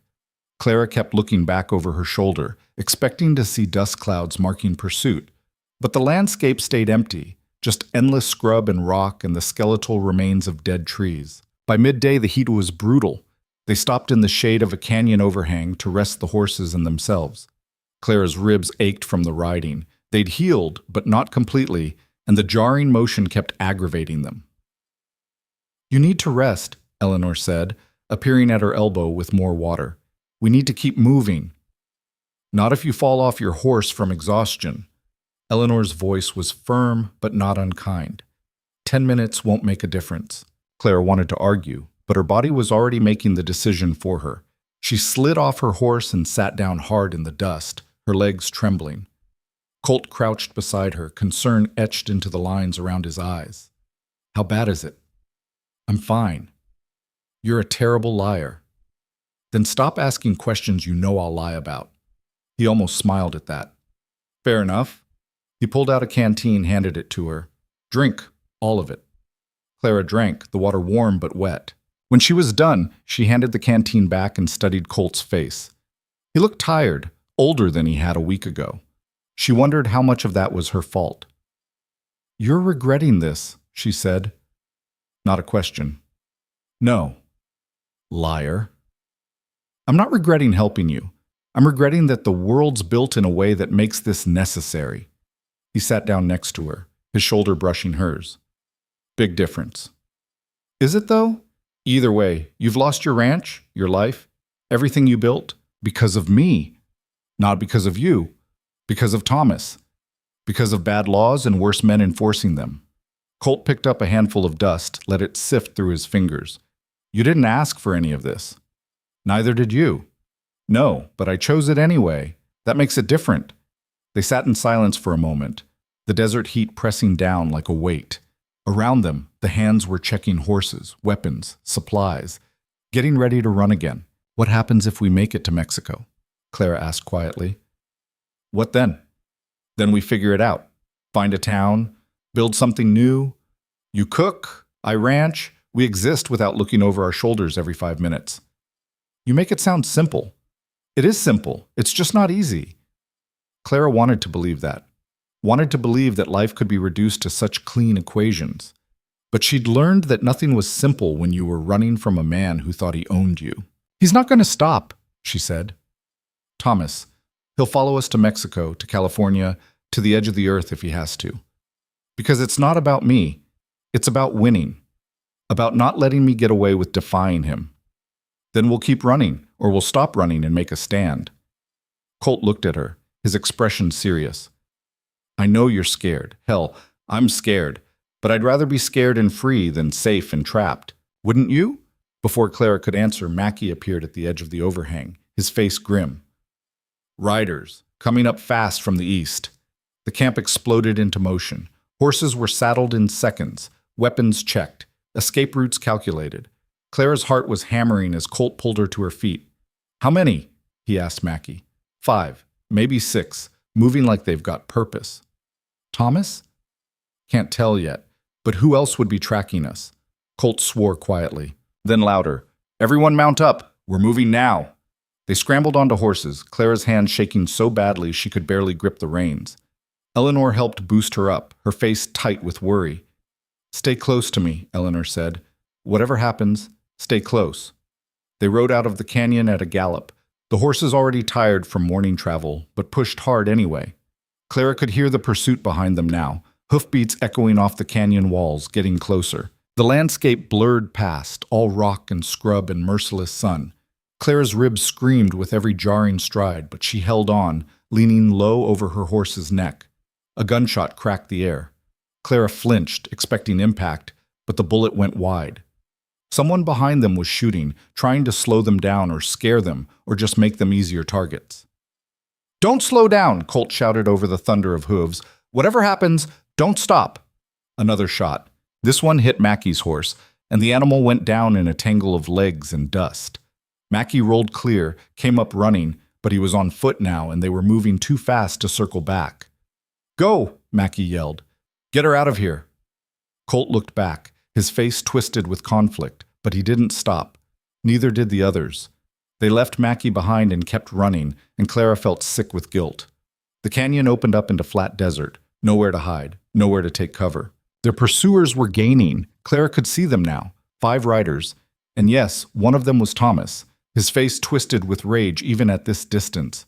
"Clara!" His voice carried across the desert, raw and furious. "You think you can run from me? Think you can make a fool of me?" She didn't waste breath responding. They rode hard for another mile before Colt made a decision. He signaled to the hands, pointing toward a rocky outcrop ahead. "There. We make a stand." "We can't fight them," one of the hands protested. "We're outnumbered, outgunned. We're dead if we keep running on tired horses. At least there we've got cover." Colt's voice left no room for argument. They wheeled toward the outcrop, dismounted behind the rocks, took up defensive positions. Clara's horse was lathered and blowing hard. She slid off its back, and immediately Eleanor was there, pushing her down behind a boulder. "Stay low, stay quiet." The pursuing riders slowed as they approached, spreading out, trying to surround the outcrop. Thomas rode in front, and beside him was Sheriff Dawson, looking deeply unhappy about the whole situation. "Mercer!" Thomas's voice echoed off the rocks. "Send out my wife, and this doesn't have to get bloody." "She's not your wife anymore," Colt called back, "and she's not going anywhere with you." "The law says different." This from Dawson. "Y'all broke her out of jail, made me an accomplice. I got no choice now but to bring you all in." "You had a choice from the start," Colt shouted. "You chose wrong." "I chose the law." "You chose the easy path. Don't dress it up as righteousness." Thomas nudged his horse forward, impatient. "Enough talking. Clara, if you come out now, I'll be merciful. We'll go back to Red Hollow, forget this happened, start fresh." Clara almost laughed. Start fresh. As if the bruises and broken bones and nights spent terrified could just be erased. "I'd rather die," she called out, and was surprised by the steadiness in her voice. "That can be arranged." A shot rang out, not from Thomas, but from one of his men. It pinged off the rocks above Clara's head, showering her with stone fragments. The ranch hands returned fire, and suddenly the air was full of gunshots and ricochets and shouted curses. Clara pressed herself against the boulder, her hands over her ears, trying to make herself as small as possible.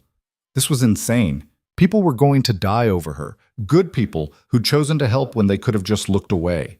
And for what? So she could run a little further before Thomas inevitably caught her? "I'm going out there," she said to Eleanor. "The hell you are. People are going to get killed. People are already committed. Don't make it worthless by surrendering now." Eleanor grabbed her arm, hard. "You want to honor their sacrifice? Stay alive, stay free. That's what they're fighting for." Another volley of gunfire. Someone screamed. One of the pursuers, Clara thought, but she couldn't be sure.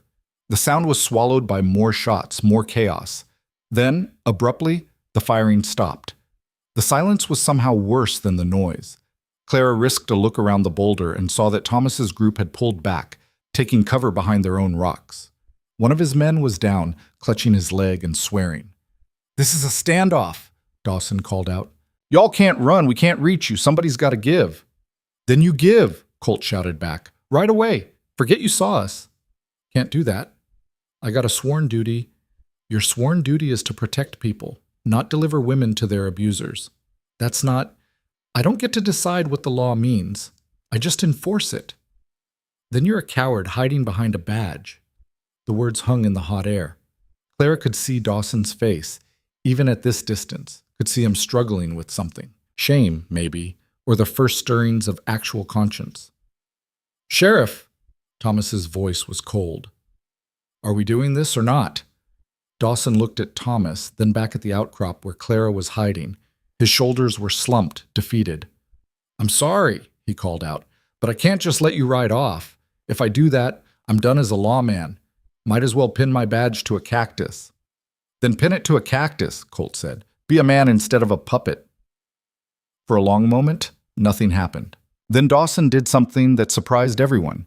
He dismounted, walked forward with his hands up, stopping halfway between the two groups. "I got a proposal," he said. "Mercer, you and Vance fight this out. One-on-one, no guns.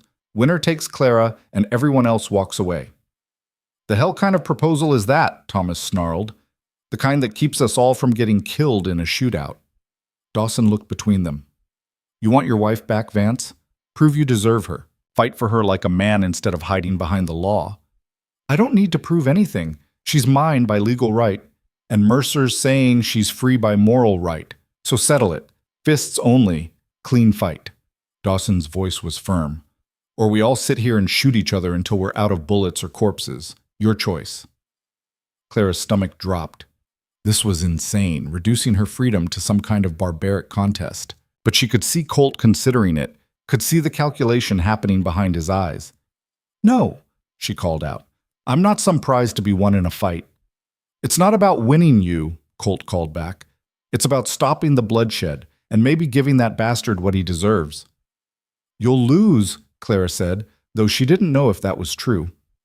Colt was bigger, probably stronger, but Thomas fought dirty and without conscience. He'll kill you. Maybe. Or maybe I'll kill him. Either way, this ends.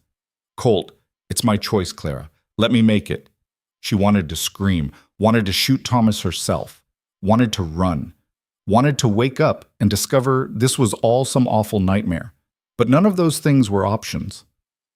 All right, Thomas said, and there was ugly anticipation in his voice. Let's do this. But when I win, she comes back with me. No arguments, no more running. And when you lose? Colt asked. I won't. But if you do, if I beat you, you walk away, forever. Give up any claim to her. Thomas laughed. Fine. When I'm standing over your corpse, we can talk terms. They met in the middle of the open ground between the rocks, two men with nothing but rage and stubbornness to sustain them. Dawson stood to the side, unofficial referee in this unofficial fight.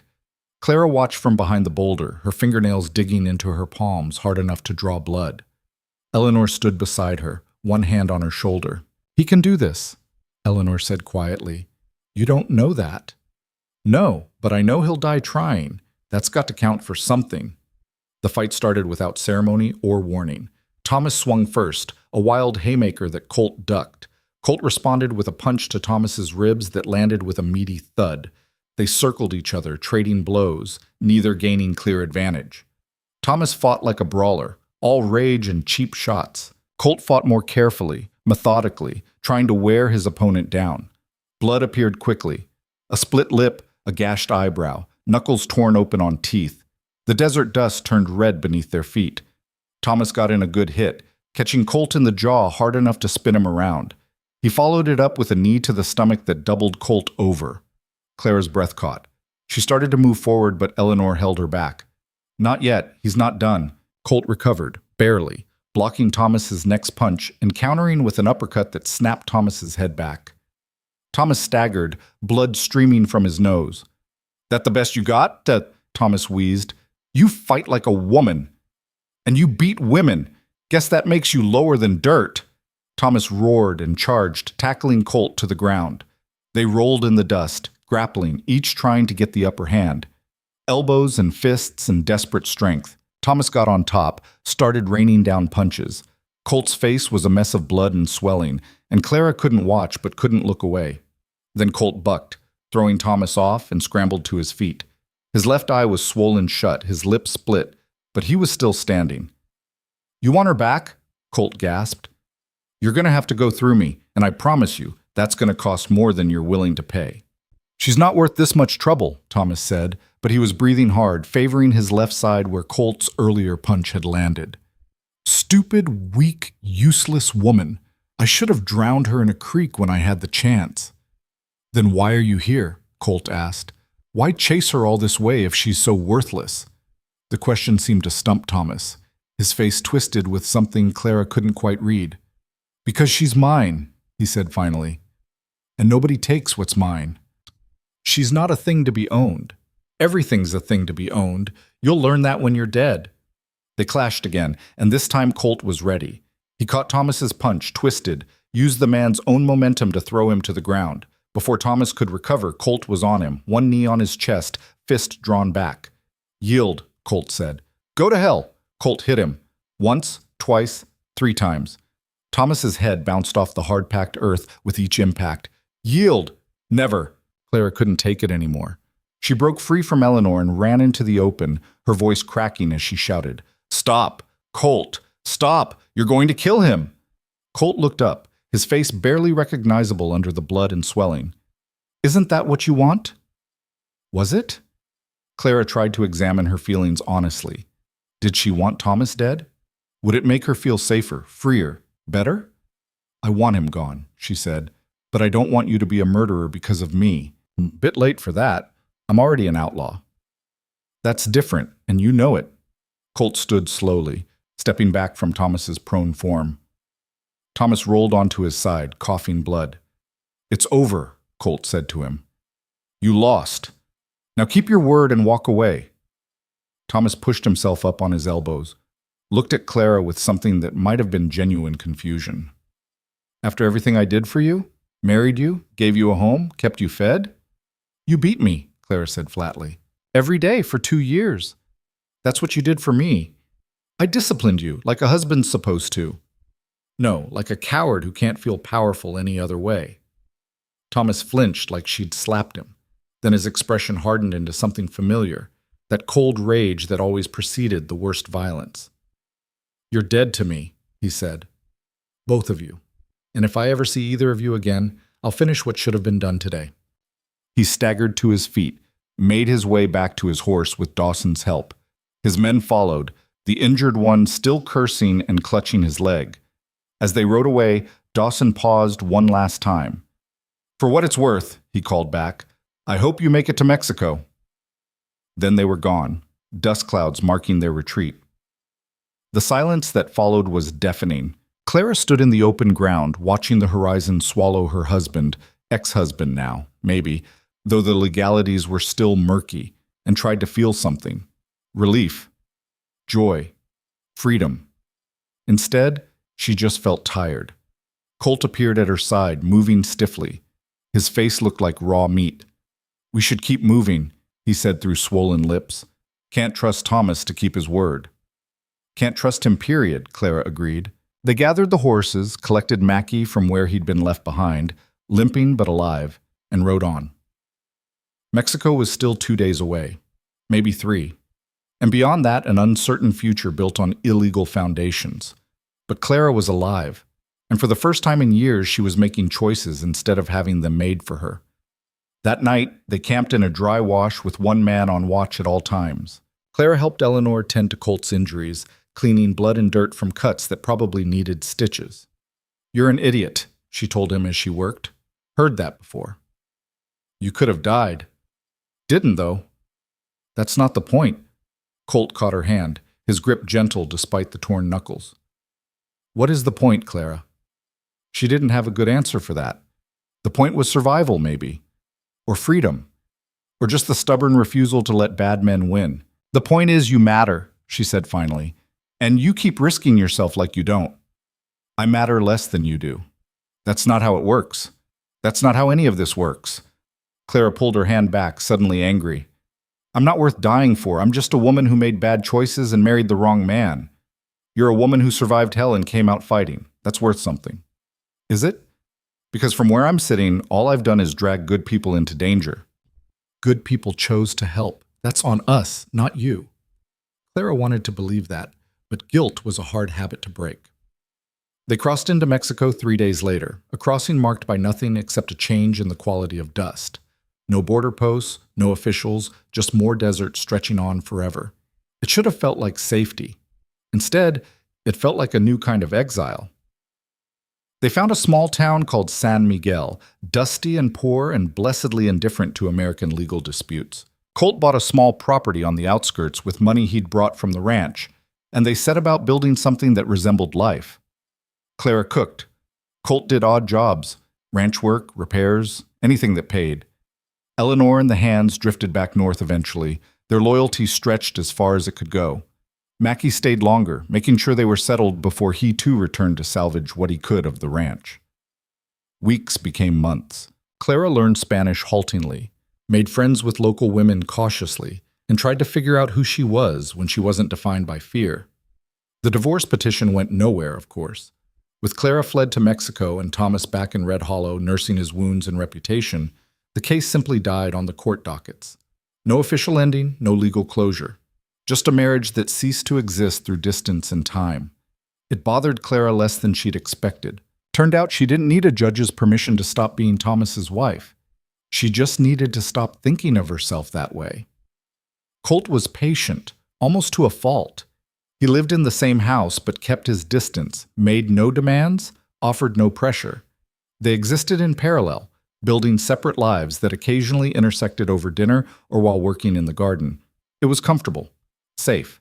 It was driving Clara crazy. 6 months after they'd arrived in San Miguel, she finally confronted him about it.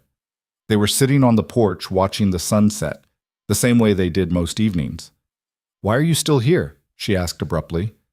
Colt looked at her, surprised. "Where else would I be?" "Back in New Mexico, running your ranch, living your life." "This is my life now." "Because of me. Because you threw everything away to help me." "I told you that was my choice. And I'm telling you it's a stupid choice." Clara turned to face him fully. "You've given up everything. Your land, your home, your future. And for what? So you can live in exile with a woman who can barely stand to be touched?" Colt was quiet for a long moment. Then he said, "Is that what this is about? You think I'm waiting for something from you? Aren't you?" "No." He said it simply, like it was obvious. "I'm just here, existing alongside you. If that changes, great. If it doesn't, that's fine too." "Nothing about this is fine. You're wasting your life." "My life is mine to waste." Colt's voice was firm. "And I don't see this as waste. I see it as choosing something different than what I had before. Maybe something better." "Better?" Clara laughed, bitter. "You've got nothing. We've got nothing. We're hiding in a foreign country from laws and men who think they own me. And I wake up every morning without regret. Can you say the same?" The question stopped her. Could she? Did she regret leaving Thomas, breaking out of jail, running to Mexico? "No," she admitted, "but that doesn't mean you should throw away your whole life for mine." "What if I'm not throwing it away? What if I'm building something new?" Colt leaned forward, his expression serious. "I spent 10 years running that ranch, Clara. Working myself to death for what? Money I didn't spend, a house I barely lived in, a future I could never quite picture. And this is better? This is different. This is waking up and knowing I helped someone, knowing I stood up when I could have looked away. That's worth more than all the land in New Mexico." Clara felt something crack in her chest, some defense she'd been holding tight. "You're impossibly stubborn." "Heard that before, too."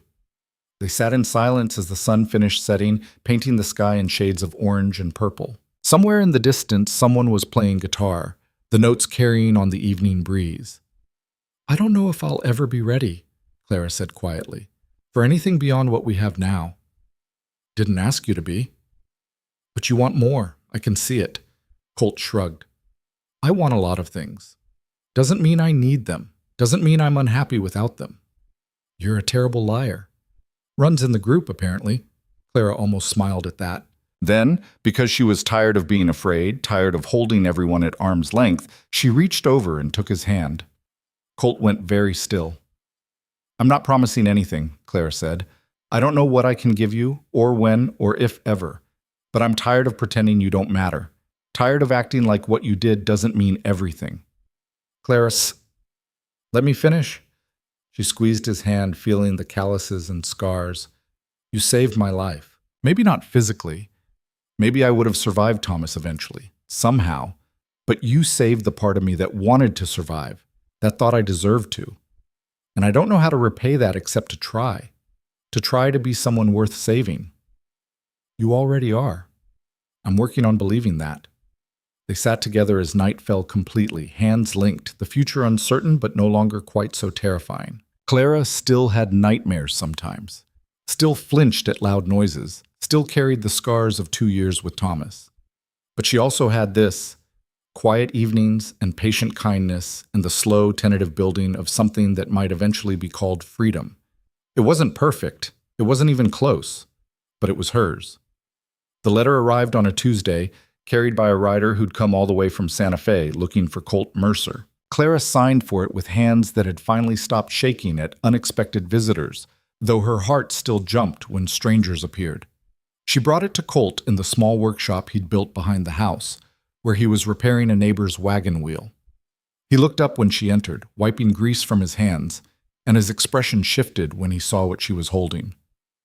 It's from Booth, Clara said. The lawyer's name was written in careful script on the envelope. Colt took it, studied it like it might explode. You want me to open it now or wait? Now. Waiting just makes it worse. He broke the seal and read in silence while Clara tried not to hold her breath. They'd been in San Miguel for almost a year now, building a life that felt simultaneously permanent and temporary. News from the north always brought the fear that it would all come crashing down. Well? Clara finally asked when she couldn't stand the silence anymore. Colt looked up and there was something complicated in his expression. Thomas is dead. The words didn't land right. Clara heard them, but couldn't process them, like they were in a language she didn't quite speak. What? Shot in a card game in Tucson 3 months ago. Booth says the man who killed him claimed self-defense, said Thomas went for his gun first. Case was dismissed. Colt handed her the letter. He's gone, Clara. Actually gone. Clara took the letter with numb fingers and read it herself, needing to see the words in black and white. Thomas Vance, deceased. No surviving family, estate in probate. And then, almost as an afterthought, a line that made her breath catch. What's this about the ranch? She asked. Read the next page. She flipped over, kept reading. The ranch, their ranch, the one Colt had abandoned to help her, was in trouble. Mackey had done his best, but without Colt's leadership and with his reputation damaged by the jailbreak, business had dried up. The bank was threatening foreclosure, but with Thomas dead and the legal complications dissolved, Colt could return, reclaim his land, start over. Clara lowered the letter slowly. You have to go back. I don't have to do anything. Your ranch can be someone else's problem. Colt went back to the wagon wheel, his movements deliberate. I'm done with that life. You can't just throw away everything you built. Already did. Year ago, remember? Clara wanted to argue, but she could see the set of his jaw, the stubborn determination that had gotten them both into and out of trouble. Still, the thought of him losing his land because of her sat like a stone in her stomach. At least think about it, she said. Already have. Answers still no. That night, Clara couldn't sleep. She lay in her small room, still separate from Colt's, though the distance between them had been closing incrementally over the months, and stared at the ceiling. Thomas was dead. The thought kept circling, looking for a place to land. She should feel something, relief, joy, satisfaction. Instead, she just felt hollow. She got up, wrapped a shawl around her shoulders, and went to sit on the porch. The Mexican night was cool and full of unfamiliar sounds. Dogs barking in the distance, someone singing, the ever-present wind. Colt found her there an hour later. He sat down beside her without speaking, and they watched the stars in comfortable silence. I thought I'd feel different, Clara said finally. When he died, I thought I'd feel free. And you don't? I don't know what I feel. He's been the center of my world for so long. Even when I was running from him, even here, everything was about escaping him, surviving him, proving he didn't break me. She pulled the shawl tighter. Now he's just gone, and I don't know what I'm supposed to do with that. You're supposed to live, Colt said quietly. Actually, live, not just survive. I don't know how. Neither do I. But we can figure it out together. Clara looked at him, this man who'd upended his entire existence for her sake and still claimed he had no regrets. His face was shadowed in the starlight, but she could see the steadiness there, the patient certainty that had sustained her through the worst of it. You should go back to New Mexico, she said. Save your ranch. Not without you. Then I'll come with you. Colt went very still. You don't mean that. I do. And as she said it, Clara realized it was true. I'm tired of hiding, tired of living in exile because of what a dead man did to me. If we're going to build something, let's build it on your land where it belongs. Clara, Red Hollow isn't going to welcome you back with open arms. You're still the woman who left her husband, who broke out of jail. They'll talk. They'll judge. Let them talk.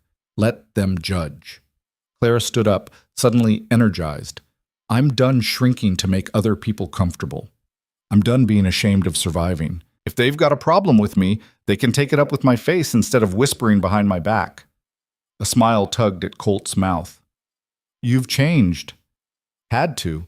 The old Clara would have died in that jail cell. The old Clara would have died a lot sooner than that. It was true, and they both knew it. The woman who'd stood in that ranch kitchen 2 years ago, terrified and trapped and unable to imagine escape, she was gone. In her place was someone harder, angrier, less willing to accept the world's casual cruelties. Clara wasn't sure the trade was worth it, but it was done regardless. They left for New Mexico a week later, their belongings packed onto 2 horses and everything else sold or given away. The year in San Miguel had been a kind of healing, but it had also been a holding pattern. Time to stop holding and start moving forward. The journey north was easier than the journey south had been. No one was chasing them this time. No gunfights, no desperate escapes. Just 2 people on horseback, heading toward an uncertain future with something that almost resembled hope. They crossed back into New Mexico territory on a morning that reminded Clara viscerally of the day she'd first arrived at Colt's ranch. The same harsh sunlight, the same unforgiving landscape. But she was different now. The desert didn't seem quite as hostile when you weren't already beaten down. Red Hollow appeared on the horizon like a bad memory made solid. Clara felt her stomach clench as they rode closer, but she kept her spine straight and her eyes forward.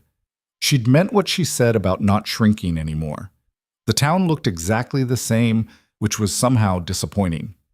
Part of her had expected visible change to match the internal transformation. But it was just the same dusty buildings, the same board storefronts, the same people living their same small lives. Those people stopped and stared as Clara and Colt rode down the main street. Conversations died mid-sentence. Women clutched their children closer. Men reached for guns they weren't quite brave enough to draw. "Friendly place," Colt muttered.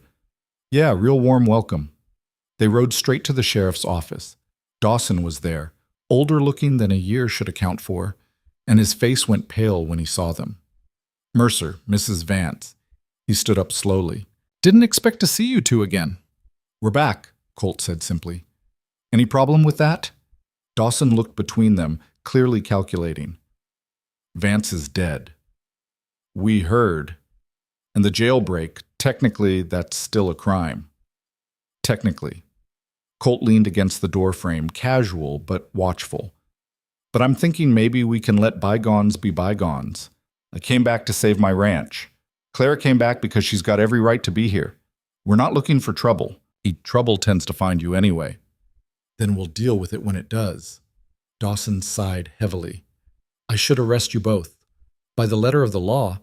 "The letter of the law was going to get her killed," Clara interrupted. "You know that. You helped that happen, and you've had a year to sit with that knowledge. So maybe instead of hiding behind your badge again, you could just be honest about whether you're actually going to arrest us or if you're just making noise." The sheriff flinched. Then slowly he sat back down. "Get out of my office. Go save your ranch. Try to stay out of trouble." "That's it?" Colt asked. "That's it. I'm tired, Mercer. Tired of enforcing bad laws for bad reasons. Vance is dead, you're back, and I don't have the energy to care anymore." He looked at Clara with something that might have been respect. "You got guts coming back here, more than most." "Didn't have a choice. This is my home too, whether people like it or not." Outside, the stares continued. Clara met each one with a level gaze, daring someone to say something. A few looked away, shamed. Others glared back with open hostility. An old woman spat in the dirt as they passed. "Whore," she hissed.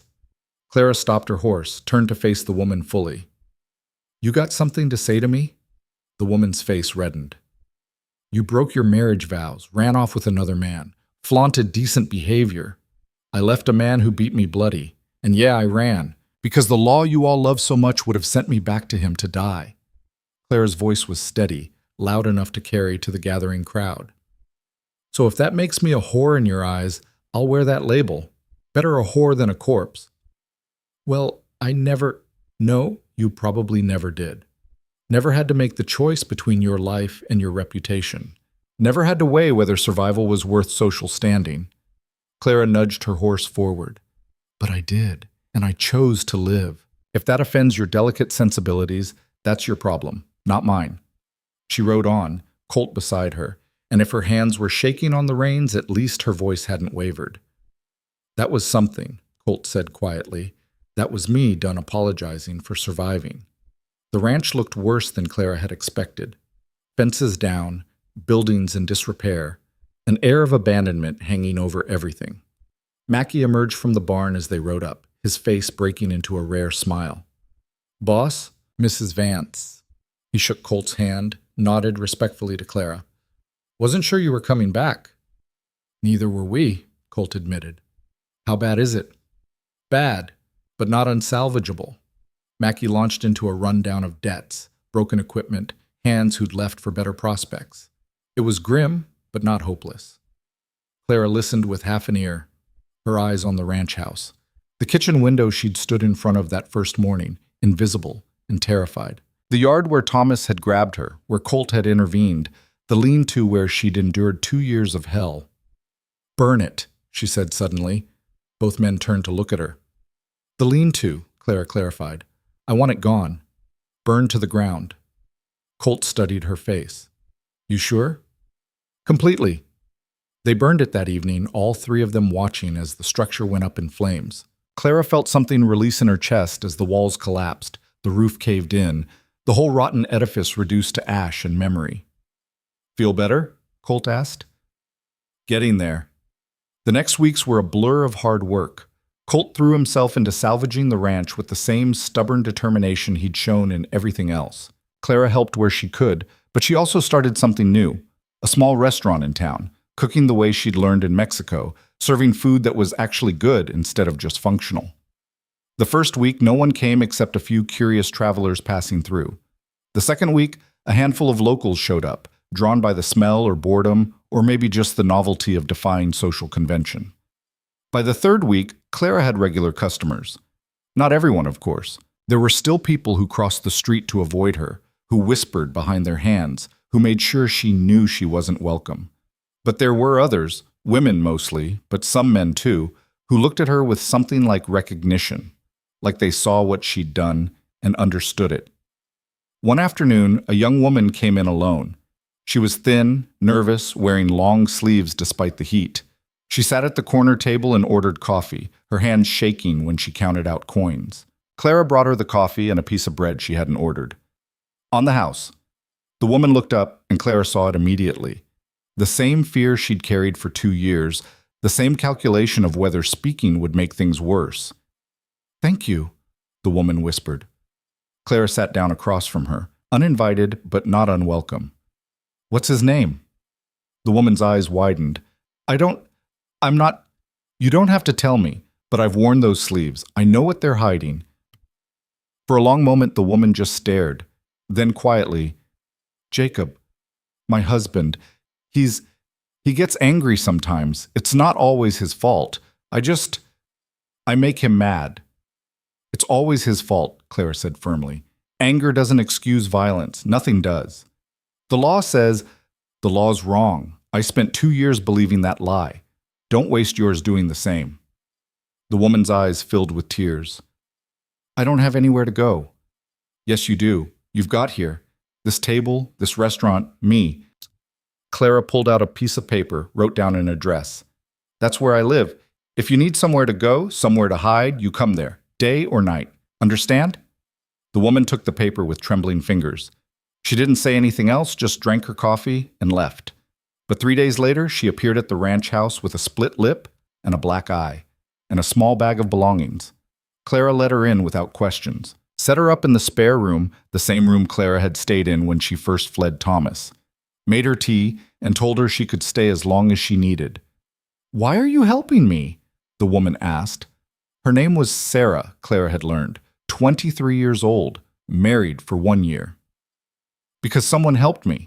And because I'm tired of women dying because the law values marriage contracts over human lives."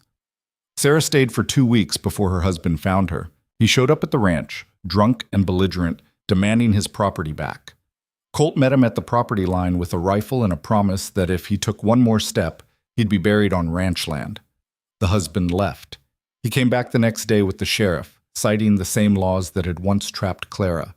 But this time, Dawson looked at Sarah's injuries, looked at Clara standing firm beside her, and made a choice. "Seems to me your wife left of her own free will," Dawson said to the husband. "And I'm not in the business of returning women to men who beat them. Not anymore." The law? The law's complicated. But my conscience is clear. Get off this property before I find a reason to arrest you for trespassing. After the husband left, furious, impotent, but ultimately powerless, Sarah turned to Clara with wonder in her eyes. How did you do that? How did you make him listen? I didn't. He chose to listen. Took him long enough, but he got there. Clara smiled slightly. People can change. Not all of them, but enough. Sarah eventually went to stay with a sister in California, but she wasn't the last. Word spread the way word does in small towns. Women started appearing at Clara's restaurant, at the ranch, asking for help or advice, or just a place to exist for a few hours without fear. Clara helped when she could. Sometimes that meant a meal and conversation. Sometimes it meant shelter. Once, it meant standing between a woman and her husband with a shotgun and a willingness to use it. You're building something, Colt said one evening. They were on the porch again watching the sunset. It had become their ritual, this quiet end-of-day conversation. Something bigger than just surviving. Someone has to. The law's not going to change on its own. You think what you're doing will change it? Maybe not. But maybe it'll change one woman's life, then another, and eventually that adds up to something. Clara leaned back. Besides, I'm tired of being the only one who knows how bad it can get. If I can keep even one woman from ending up where I did, that's worth something. Colt was quiet for a moment. Then he said, I'm proud of you. Don't think I've said that enough. You say it every time you look at me like that. Like what? Like I'm someone worth being proud of. You are. You always have been. Clara turned to look at him properly. I've been thinking. Dangerous, like, she almost smiled. About us. About what we are. What we're building. Colt went very still. Okay. I'm not the same person who left Red Hollow a year ago, and you're not the same person who saved me. That a good thing or bad thing? Good, I think. Better, anyway. Clara took a breath. I'm still scared, still have nightmares, still flinch sometimes when someone moves too fast, but I'm also tired of letting fear run my life. Clara, let me finish. She reached for his hand, laced their fingers together. You've been patient. More patient than anyone should have to be, and I appreciate it, but I need you to know that I'm ready. Not for everything, maybe, but for more than what we have now. Colt's expression was complicated. Hope and caution, and something deeper. What does that mean? It means we stop living in separate rooms. It means we stop pretending this is temporary when we both know it's not. It means... She struggled for words. It means I choose you actively, deliberately, not because you saved me or because I owe you or because I'm scared to be alone, but because I want to. You sure? No, but I'm doing it anyway. Colt pulled her close, careful and gentle, giving her every opportunity to change her mind. Clara leaned into him instead, letting herself feel safe for maybe the first time in her adult life. I love you, he said quietly. Don't know when it started. Probably that first morning when I saw you through the kitchen window and knew something was wrong. But it's there. Has been for a while. Clara closed her eyes. The words should have terrified her. Instead, they felt like coming home. I don't know if I love you yet, she admitted. I don't know if I remember how. Thomas beat that out of me pretty thoroughly. That's okay. We've got time. Do we? What if I can't? Then we figure it out. Together. Colt pulled back enough to see her face. I'm not going anywhere, Clara. Whether you love me back or just tolerate me, whether this works out or crashes and burns, I'm here. You say that now. I'll say it tomorrow too, and the day after, for as long as you need to hear it. Clara kissed him then, slow and careful and terrified, but also real, also hers. The months that followed weren't easy. Clara's nightmares got worse before they got better. She had days where she couldn't stand to be touched, where Colt's presence felt suffocating instead of safe. There were arguments, misunderstandings, moments where the past clawed its way back and threatened to swallow the present. But there were good days too. Days where Clara woke up and realized she'd slept through the night without fear. Days where she laughed without thinking about whether it was allowed. Days where she looked at Colt and felt something warm and uncomplicated. The ranch slowly came back to life under their combined effort. It would never be what it was before.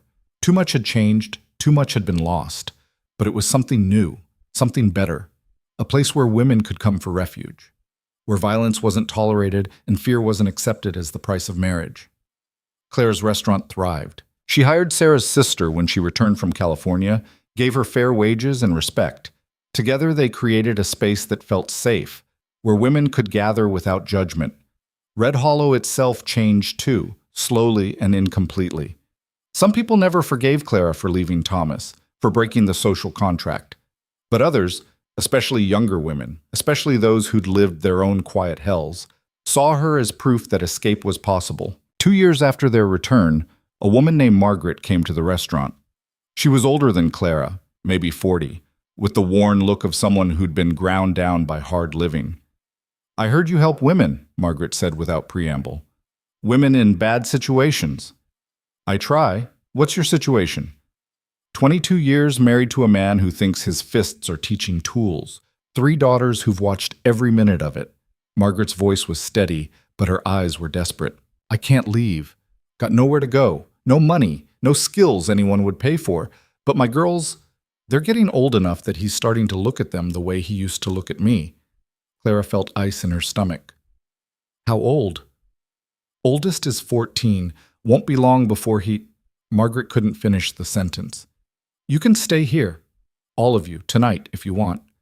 "I can't pay." "Don't care. Nobody deserves what you're describing, especially not your daughters." Clara stood up. "Go get them. Bring them here. We'll figure out the rest later." Margaret's eyes filled with tears. "He'll come looking." "Let him. He'll find a locked door and armed men who don't think violence against women is acceptable." Clara met her gaze steadily. "You're not alone anymore. None of you are." Margaret brought her daughters that night. Colt set them up in the bunkhouse that had been converted to temporary housing for women fleeing violence. When Margaret's husband showed up 3 days later, drunk and furious, he found Colt, Mackie, and 5 ranch hands waiting. "Give me my wife," he demanded. "She's not your property," Colt said, "and she's not leaving." The law's changing, slowly, but it's changing. Judges are starting to grant divorces for cruelty. Women are starting to understand they don't have to endure abuse. Colt's voice was hard. "You can stand here and argue about your rights, or you can walk away and count yourself lucky I'm not putting a bullet in you for what you've done to those girls." The man left. He tried to get the sheriff involved, but Dawson, who'd been slowly transforming from obstacle to ally, told him to take his complaints elsewhere. Margaret cried when she heard. Then she went to work in Clara's restaurant, learned to cook, started saving money. 6 months later, she had enough for a small place of her own. Her daughters grew up without fear, without the constant threat of violence. It was a small victory. One woman, one family. But Clara had learned that small victories added up to something larger. 3 years after leaving Thomas, Clara stood in front of a judge in Santa Fe. Not for a divorce. Thomas was long dead and the marriage dissolved with him. But for something else. "You're requesting what exactly?" the judge asked, peering over his spectacles. "Legal recognition that marriage contracts can be dissolved on grounds of physical cruelty. That women have the right to leave abusive situations without losing their property, their children, or their freedom." The judge snorted. "That would overturn centuries of legal precedent." "Then maybe it's time for new precedent. Mrs. Vance, or is it Mrs. Mercer now?" "Just Clara. I'm done being defined by marriage." The judge looked at her for a long moment. "This isn't going to pass. You know that, right? The law doesn't change because one woman asks nicely. I'm not asking nicely. I'm demanding, and I'm not alone." Clara gestured to the gallery behind her where 24 women sat. Women she'd helped, women who'd found their own ways out of hell, women who were tired of the law valuing property over lives. The judge looked at them, something shifting in his expression. "I can't promise anything. I'm not asking for promises. I'm asking for consideration. Look at the evidence, listen to the testimony, and then decide if you're comfortable being the kind of judge who sends women back to men who might kill them." The hearing took 3 days. Women testified about broken bones, concussions, pregnancies lost to violence. Medical reports were entered into evidence. Even Sheriff Dawson appeared, reluctantly admitting that the law as written had forced him to return women to dangerous situations. In the end, the judge ruled that while he couldn't overturn marriage law entirely, He could grant divorces on grounds of extreme cruelty. It was a small crack in a massive wall, but it was something. "You did it," Colt said when they left the courthouse. "Not completely, but it's a start." Clara looked at the women gathered around her, each one a survivor in her own right. That's all any of us can ask for. A start. That night, back at the ranch, Clara and Colt sat on their porch and watched the sun set over land they'd almost lost, over a life they'd built from desperation and stubbornness and the refusal to accept the world as it was. "Do you love me yet?" Colt asked. It had become a ritual question, asked without pressure, more curiosity than demand. Clara considered it. Did she love him? She knew she trusted him, relied on him, chose him every day. She knew his presence made her life better, that his absence would leave a hole nothing else could fill. "Yeah," she said, surprised by her own certainty. "I think I do. Took me long enough. Worth the wait." "You sure about that? I'm difficult, angry, probably damaged beyond repair. You're a fighter, someone who looked at hell and decided to walk back through it to help other people. That's not damaged. That's remarkable." Clara leaned her head on his shoulder. "We're both remarkably damaged, then. How's that for a love story?" "Better than most." And it was. Not perfect. They still had bad days, still fought, still carried scars that would never fully heal. But they had each other. They had this life they'd built. They had women who kept arriving at their door, looking for the same thing Clara had found. A way out. A way forward. A way to choose themselves. 5 years after that first morning, when Colt had looked through a kitchen window and seen a ghost woman making biscuits, Clara stood in that same kitchen. But everything was different now. The room was full of women, cooking, laughing, planning. Sarah was there with her new baby, Margaret with her daughters, a dozen others, each one a story of survival. Through the window, Clara could see Colt working with the hands, his movements easy and familiar. He looked up, caught her watching, smiled. She smiled back, no longer afraid of being seen. The desert stretched out beyond the ranch, harsh and unforgiving as ever. But Clara had learned something about deserts. They were survivable if you knew how to adapt, if you refused to let them break you. She'd been invisible for so long, a ghost living in fear, accepting cruelty as the price of existence. But she'd found her way out of that darkness. Not through rescue, though Colt had helped. Not through the law, though that was slowly changing. Through choice. Through the simple, revolutionary act of choosing herself. And now she helped other women make the same choice. It wasn't enough, would never be enough while the law still treated women as property and violence as a marital right. But it was something. It was everything. Eleanor appeared at her elbow, older now but still sharp-eyed. "You planning to stand there all day or actually help with dinner?" Clara laughed. "Help, I suppose. Can't have you doing all the work." "Damn right you can't." They worked together in comfortable silence, surrounded by women who were learning to be more than survivors, who were learning to be whole people with choices and futures and the radical idea that they deserved both. That night, after everyone had eaten and the dishes were done and the house had settled into quiet, Clara lay in bed next to Colt and thought about the journey that had brought her here. The violence and fear, the desperate flight, the slow, painful rebuilding of a self she'd thought was permanently broken. "You awake?" Colt asked quietly. "Yeah." "What are you thinking about?" "Everything. How far we've come. How far we still have to go." Clara turned to face him in the darkness. "Whether any of this matters in the long run. It matters to the women you've helped. But will it change anything? Really change anything? Or will we just be fighting the same battles 50 years from now?" Colt was quiet for a moment. "I don't know. Maybe both. Maybe the battles keep happening, but more people are willing to fight them. Maybe that's how change actually works. Not some big revolutionary moment, but 1,000 small acts of courage adding up to something larger. You've gotten philosophical in your old age. You've made me think more. Hard to stay simple-minded around someone who keeps asking complicated questions." Clara smiled in the dark. "I love you, just so you know, in case I don't say it enough. You say it plenty, both with words and without them. Good, because I mean it. You saved my life, but more than that, you gave me a life worth saving. That's everything. You did the hard part. I just stood in the way occasionally. You stood in the way of a bullet, of Thomas, of every system that wanted me to stay broken and quiet. That's not nothing. Neither is what you built after. All those women you help, all those lives you change, that's your legacy, Clara. Not surviving Thomas, not escaping, but what you chose to do with your freedom once you had it. Clara thought about that. Was it true? Would she be remembered not as a victim or even a survivor, but as someone who transformed pain into purpose? It seemed like too much to hope for. But then again, everything about her life seemed like too much to hope for.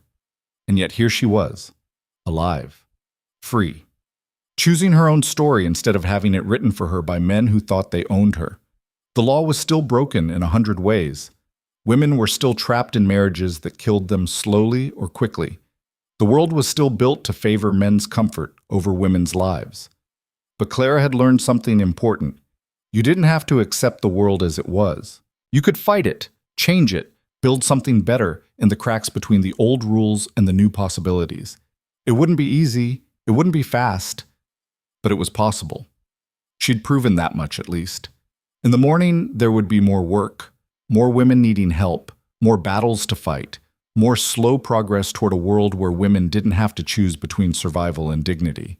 But tonight, Clara let herself rest. Let herself feel the weight of Colt beside her, the safety of locked doors and armed allies, and the knowledge that she'd never be invisible again.